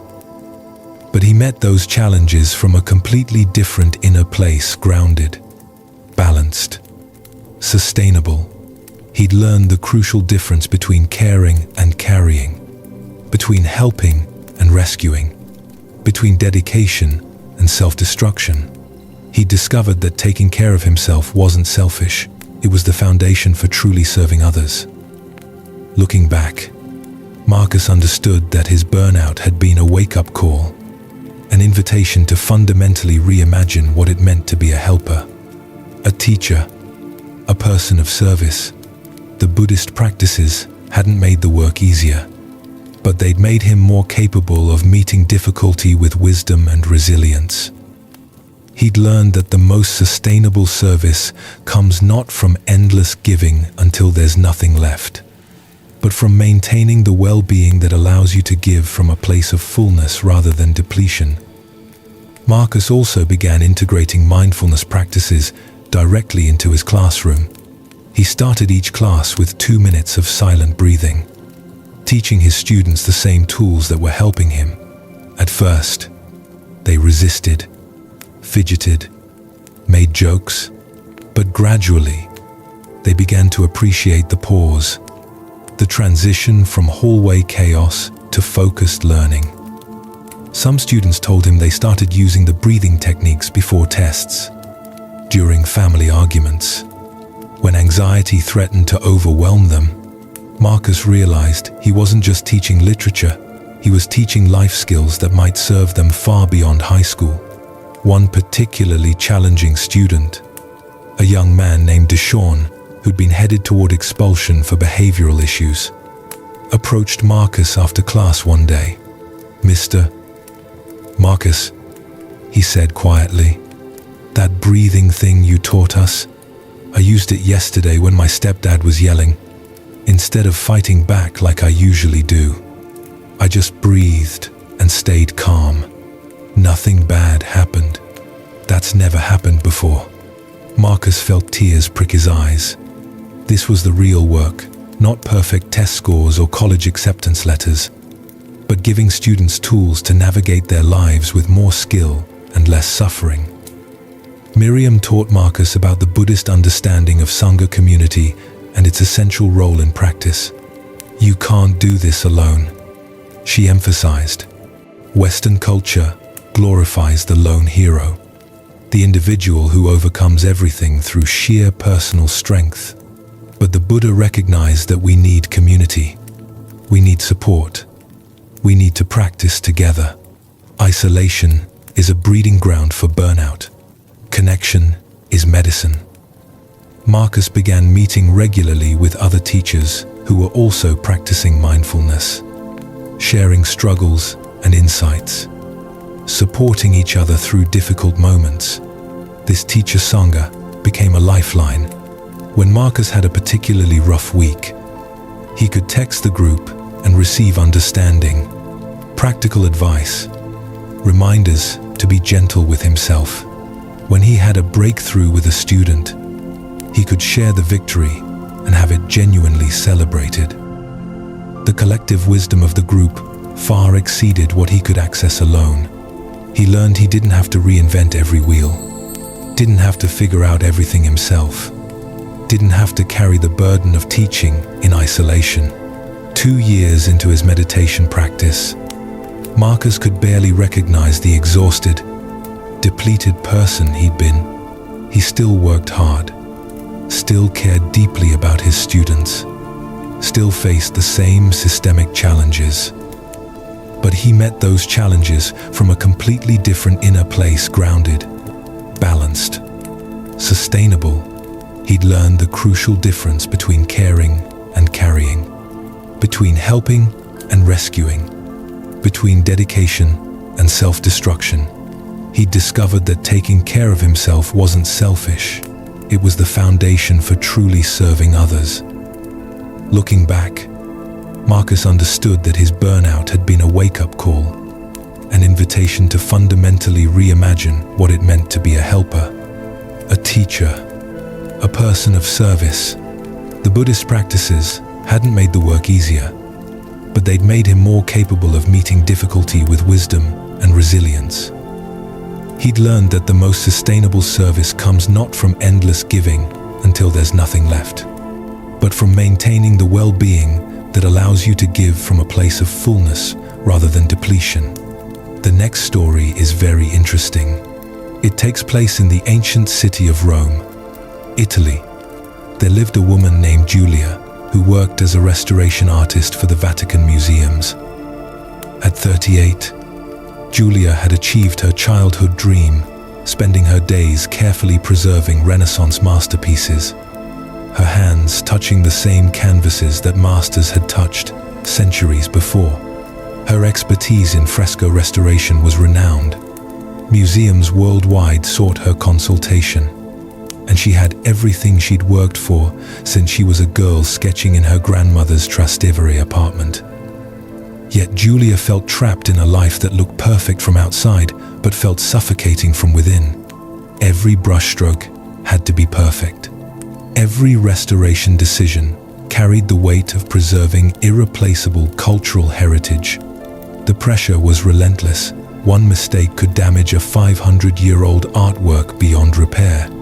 Julia's perfectionism, which had once driven her excellence, had become a prison. She couldn't eat a meal without analyzing whether she was eating optimally. Couldn't have a conversation without replaying it afterwards, critiquing every word. Couldn't rest without feeling guilty for not being productive. Her partner, Alessandro, a laid-back chef who'd tried for years to help Julia relax, had finally moved out 6 months ago. "I love you," he'd said sadly, "but I can't watch you torture yourself anymore. You're at war with yourself constantly, and I don't know how to help." Julia had wanted to argue, to defend her high standards, but she knew he was right. She was exhausted from the relentless self-criticism, the impossible standards. the inability to ever feel satisfied with anything she did. One autumn evening, working late in the restoration studio, Julia made a small error, a brush slip that left a nearly invisible mark on a corner of a Caravaggio she'd been restoring for months. It was fixable, barely noticeable, the kind of minor imperfection that happens in any restoration work. But Julia spiraled into panic and self-recrimination. She sat on the floor of the studio, hands shaking, mind racing with catastrophic thoughts about her incompetence, her failure, her unworthiness to do this work. Her colleague Marco, working late in the adjacent studio, I heard her distress and came to check.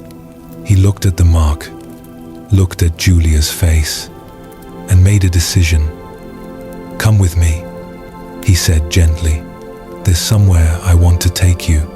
Still shaking, Julia followed him through the winding Roman streets to a small Buddhist temple she'd never noticed, tucked between a gelateria and an apartment building near Piazza Navona. Inside, they found a monk named Siddhartha, an Italian man who'd ordained in Thailand decades ago and returned to teach in his homeland. Marco explained briefly about Julia's distress, and Siddhartha simply nodded, inviting her to sit. "Perfectionism," he said with a slight smile, "is one of the most socially acceptable forms of self-abuse. We praise it, reward it, call it excellence.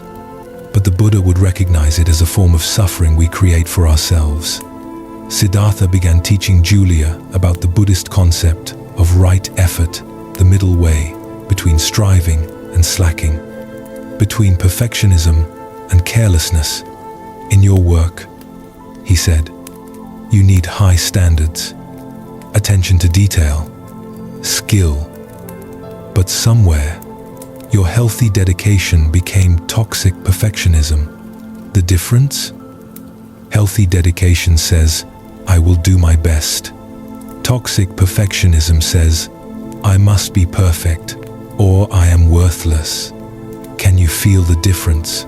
Julia could feel it viscerally. Her dedication had long ago crossed into something destructive, something that made every day a test she could never quite pass. Siddhartha taught her about the Buddhist teaching on the middle way, the story of the lute string that sounds beautiful when tuned neither too tight nor too loose. "You've pulled your strings so tight," he observed gently, "that they're about to snap." The Buddha taught that this extreme tension doesn't produce better music, it produces breaking. Over the following weeks, Julia began attending teachings at the temple. Siddhartha introduced her to meditation, but also to a broader understanding of how perfectionism operates. Perfectionism is rooted in fear, he explained. Fear of judgment, fear of inadequacy, fear that if you're not perfect, you won't be loved or valued. So you try to control everything, to eliminate all possibility of failure. But this is like trying to hold water in your fists. The tighter you grip, the more it escapes. He taught her about self-compassion as an antidote to perfectionism. When you make a mistake, and as a human, you will make mistakes. How do you talk to yourself? Julia admitted that her inner voice was cruel, calling her stupid, incompetent, a fraud. Siddhartha asked her to imagine speaking that way to a child learning to paint. "You would never be so harsh," he pointed out. "You would say, 'Mistakes are how we learn. Try again. You're doing great. Why do you deserve less kindness than a child?'" Julia began practicing what Siddhartha called the compassionate observer, noticing her perfectionistic thoughts without being controlled by them. When her mind said this restoration isn't good enough, she learned to recognize it as a thought, not a truth.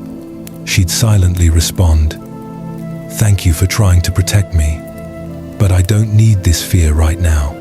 I'm doing my best, and my best is enough." At first, it felt fake, like lying to herself. But gradually, a more balanced perspective emerged.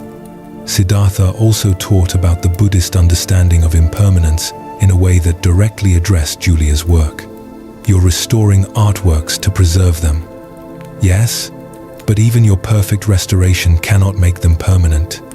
Eventually, centuries from now, they will deteriorate. This doesn't make your work meaningless, it makes it precious. You're not creating perfection that will last forever. You're caring for beauty in this moment, knowing it's temporary. Can you do excellent work while also accepting that nothing, including your work, is or needs to be perfect? This teaching cracked something open in Julia. She'd been operating as if perfection was possible, as if enough effort could create something flawless and permanent. But the Buddha's teaching on impermanence revealed this as delusion. Everything changes, everything decays, everything is imperfect, and this is okay. Excellence and imperfection aren't opposites, they coexist. She could do beautiful, skilled work that was also imperfect, incomplete, temporary. Julia began applying this understanding in her studio. When she noticed herself obsessing over an invisible detail, she'd pause and ask, "Is this in service of the artwork or in service of my fear?" Often, it was fear, fear of judgment, fear of not being good enough.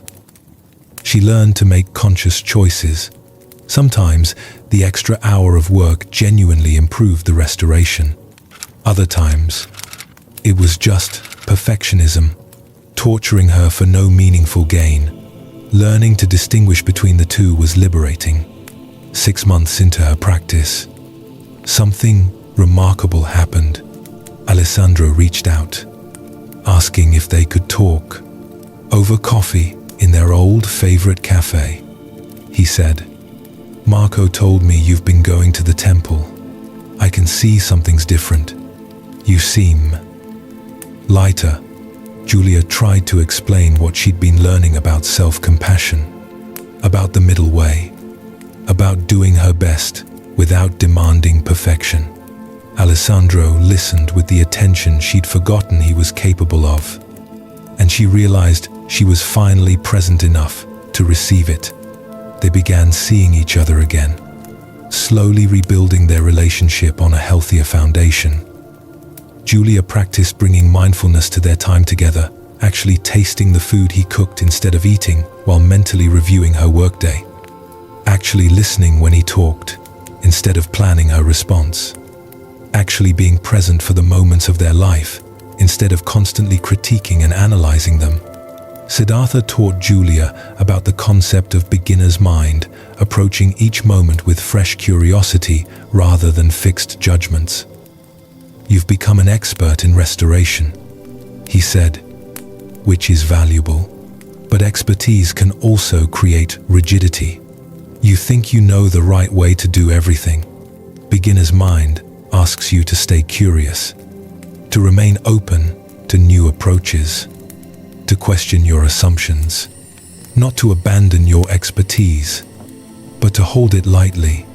Julia experimented with this in her work.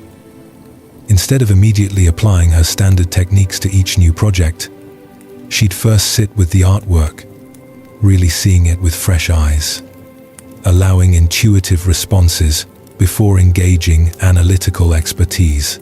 She discovered creative solutions she'd have missed with her purely systematic approach. Her work became not just technically excellent, but more alive, more responsive, more authentic.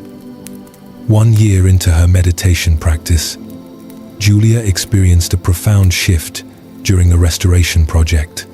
She was working on a particularly damaged fresco, and despite her best efforts, some areas simply couldn't be fully restored. The original paint was too degraded. The old Julia would have spiraled into frustration, seeing this as failure. But the new Julia sat with the imperfect result and felt something unexpected: appreciation. The cracks, the faded sections, the marks of time, they told the artwork's story. Trying to make it look brand new would actually be a lie, a denial of its history. Siddhartha, when she shared this insight, smiled broadly. You've understood something profound. The Japanese have a practice called kintsugi, repairing broken pottery with gold, making the cracks part of the beauty rather than trying to hide them. Your life, your work, to yourself all have cracks. But those cracks are where the light gets in, where wisdom enters, where authentic beauty lives. Perfection is sterile. Imperfection with acceptance is profound. Julia began seeing her own life through this lens. The relationship that had broken and was slowly mending, more beautiful for having been broken and repaired with honesty. The career that hadn't followed a perfect trajectory, richer for the detours and mistakes. Her own personality with all its quirks and flaws, more interesting than some imaginary perfect version could ever be. She was learning to be human rather than trying to be flawless. Looking back on her journey, Julia marveled at how meditation had transformed not just her mental state, but her entire approach to life and work. She still did excellent restoration work, still maintained high standards, still cared deeply about her craft. But she did it all from a place of self-compassion rather than self-punishment, from acceptance rather than fear, from presence rather than anxiety about outcomes. The work itself hadn't changed her relationship to it, had revolutionized completely. As Julia walked home through the Roman evening, past the ancient ruins that had stood imperfectly for millennia, she felt a peace she'd never known in her perfectionist years. The Colosseum was crumbling, and it was magnificent. The Forum was incomplete, and it was profound. Nothing needed to be perfect to be valuable, beautiful, or worthy of love, including her, especially her. So this is our last story tonight. In the coastal town of Galway, Ireland, there lived a young man named Finn who worked as a fisherman, continuing a family tradition that stretched back generations. At 26, Finn spent his days on the wild Atlantic, battling waves and weather to bring in catches that sustained his small community. The work was hard, dangerous, and increasingly uncertain as fish populations dwindled and storms grew more severe with changing climate patterns. Finn had always been anxious. Even as a child, his mother used to call him her warrior, the boy who couldn't sleep before school tests, who catastrophized every scraped knee into a life-threatening injury. As an adult, his anxiety had intensified. Every time he went out on the boat, he imagined capsizing. Every financial setback spiraled into visions of bankruptcy and ruin. Every physical symptom became terminal illness in his racing mind. He'd learned to function despite the anxiety, but it was exhausting, like carrying a backpack full of stones everywhere he went. One evening at the pub, Finn overheard two older fishermen talking about a mindfulness course that had helped one of them with his stress. Finn was skeptical. Mindfulness seemed like something for yoga people and businessmen, not rough Irish fishermen. But the man, Seamus, had been having panic attacks so severe he'd nearly had to give up fishing. Now he was back on the water, calmer than anyone had seen him in years, desperate enough to try anything. Finn asked for details. The course was taught by a woman named Niamh at the local community center, a former nurse who trained in mindfulness-based stress reduction after it helped her through her own mental health struggles. The first session, Finn sat awkwardly among housewives, students, and elderly people, feeling out of place. But when Niamh began teaching about the nature of anxiety, how it's the mind's attempt to protect us by imagining every possible danger, Finn felt seen in a way he never had before. Neve taught them that anxiety isn't the enemy to be defeated, but a misguided protector to be understood and worked with skillfully. Your anxious mind is like an overprotective parent, she explained in her gentle Galway accent, constantly warning you of dangers, most of which will never happen. The practice isn't to make anxiety disappear, it's to change your relationship with it. To thank your mind for trying to protect you, while also recognizing you don't need to believe every frightening thought it produces. Over 8 weeks, Finn learned practices that slowly began to shift his relationship with anxiety.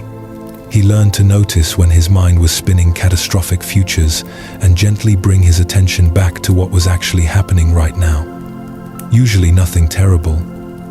He learned that thoughts are just mental events, not facts or predictions.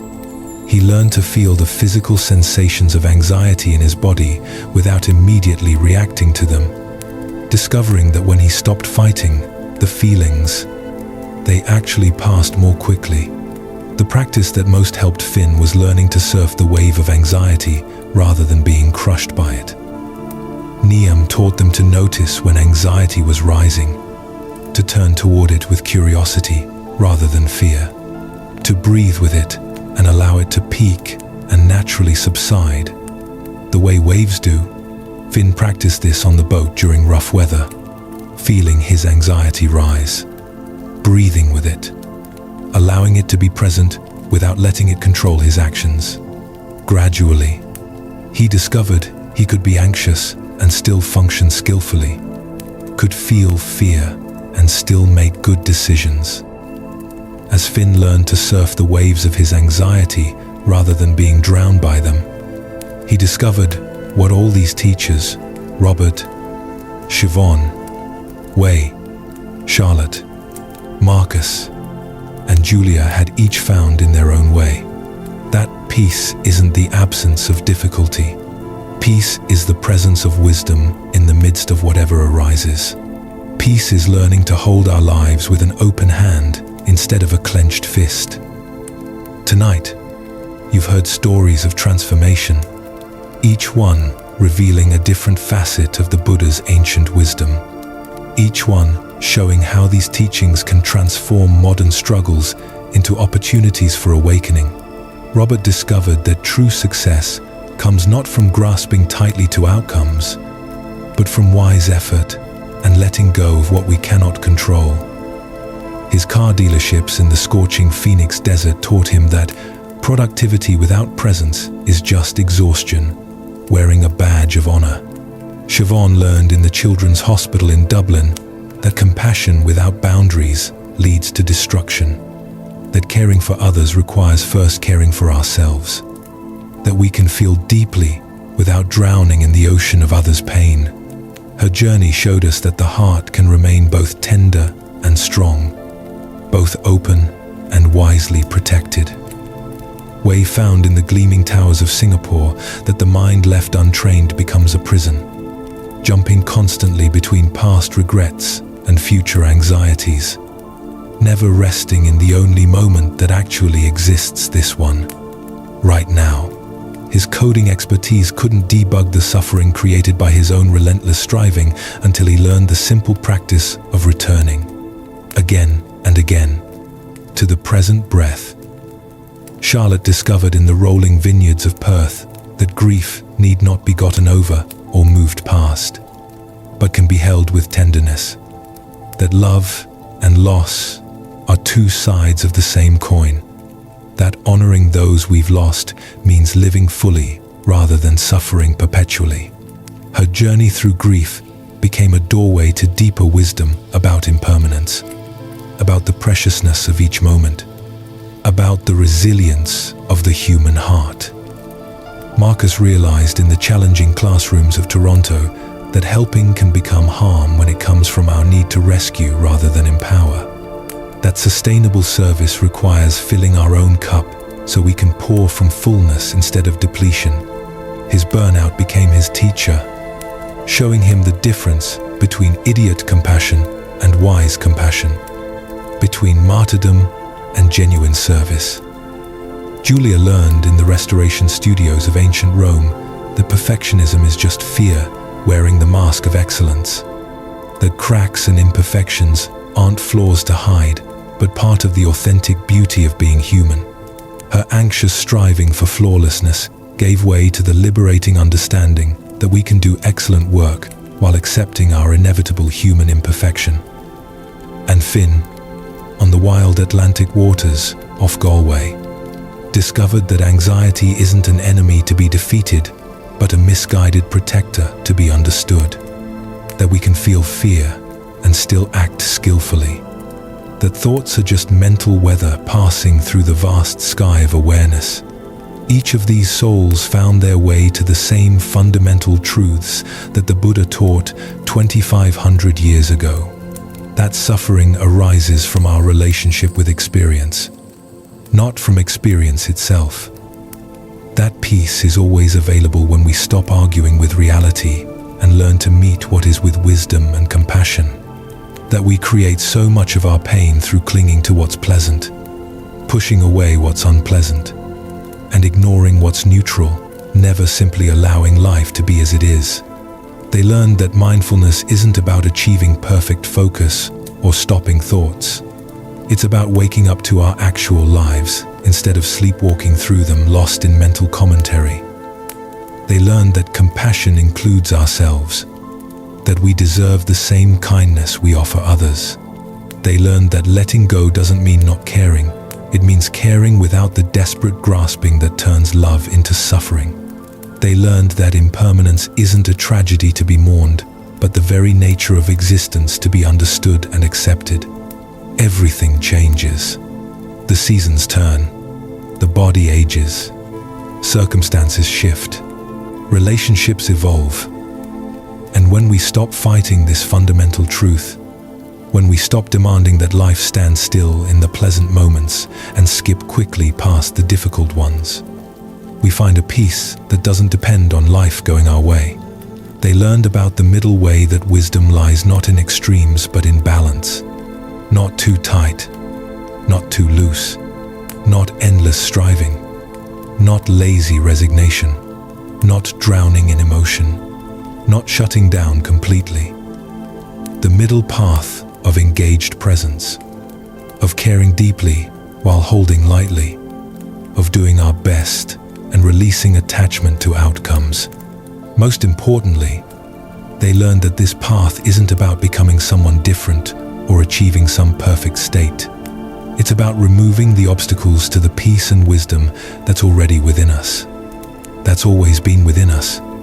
That's within you right now. As you listen to these words, you don't need to become worthy of peace. You already are. You don't need to earn the right to rest. You already have it. You don't need to be perfect to be enough. You already are enough, exactly as you are in this moment. So as you drift towards sleep tonight, know that these teachings aren't just ancient wisdom from distant lands. They're practical tools for your actual life, for your real struggles, for the challenges you face tomorrow and the next day and the day after that. You can meet your anxiety the way Finn did, with breath and presence rather than resistance. You can hold your grief the way Charlotte did, with tenderness instead of shame. You can set boundaries the way Siobhan did, with compassion for yourself and others. You can let go the way Robert did, trusting that life unfolds in its own time. You can be present the way Wei learned, returning again and again to this moment. You can embrace imperfection the way Julia discovered, knowing that cracks are where the light gets in. You can serve wisely the way Marcus found, from fullness rather than depletion. These practices are yours now, not to master perfectly, but to return to gently, kindly, patiently, as many times as needed, because that's what practice is: not achieving perfection, but showing up again and again with willingness to begin anew. May you rest deeply tonight, held by the wisdom of these ancient teachings. May you wake tomorrow with fresh eyes, ready to meet your life with presence and compassion. May you remember that peace isn't something you have to earn or achieve. It's what remains when you stop creating suffering through grasping and resistance. May you be kind to yourself, as kind as you would be to someone you dearly love. May you know your own inherent worth, which doesn't depend on your productivity or achievements or perfection.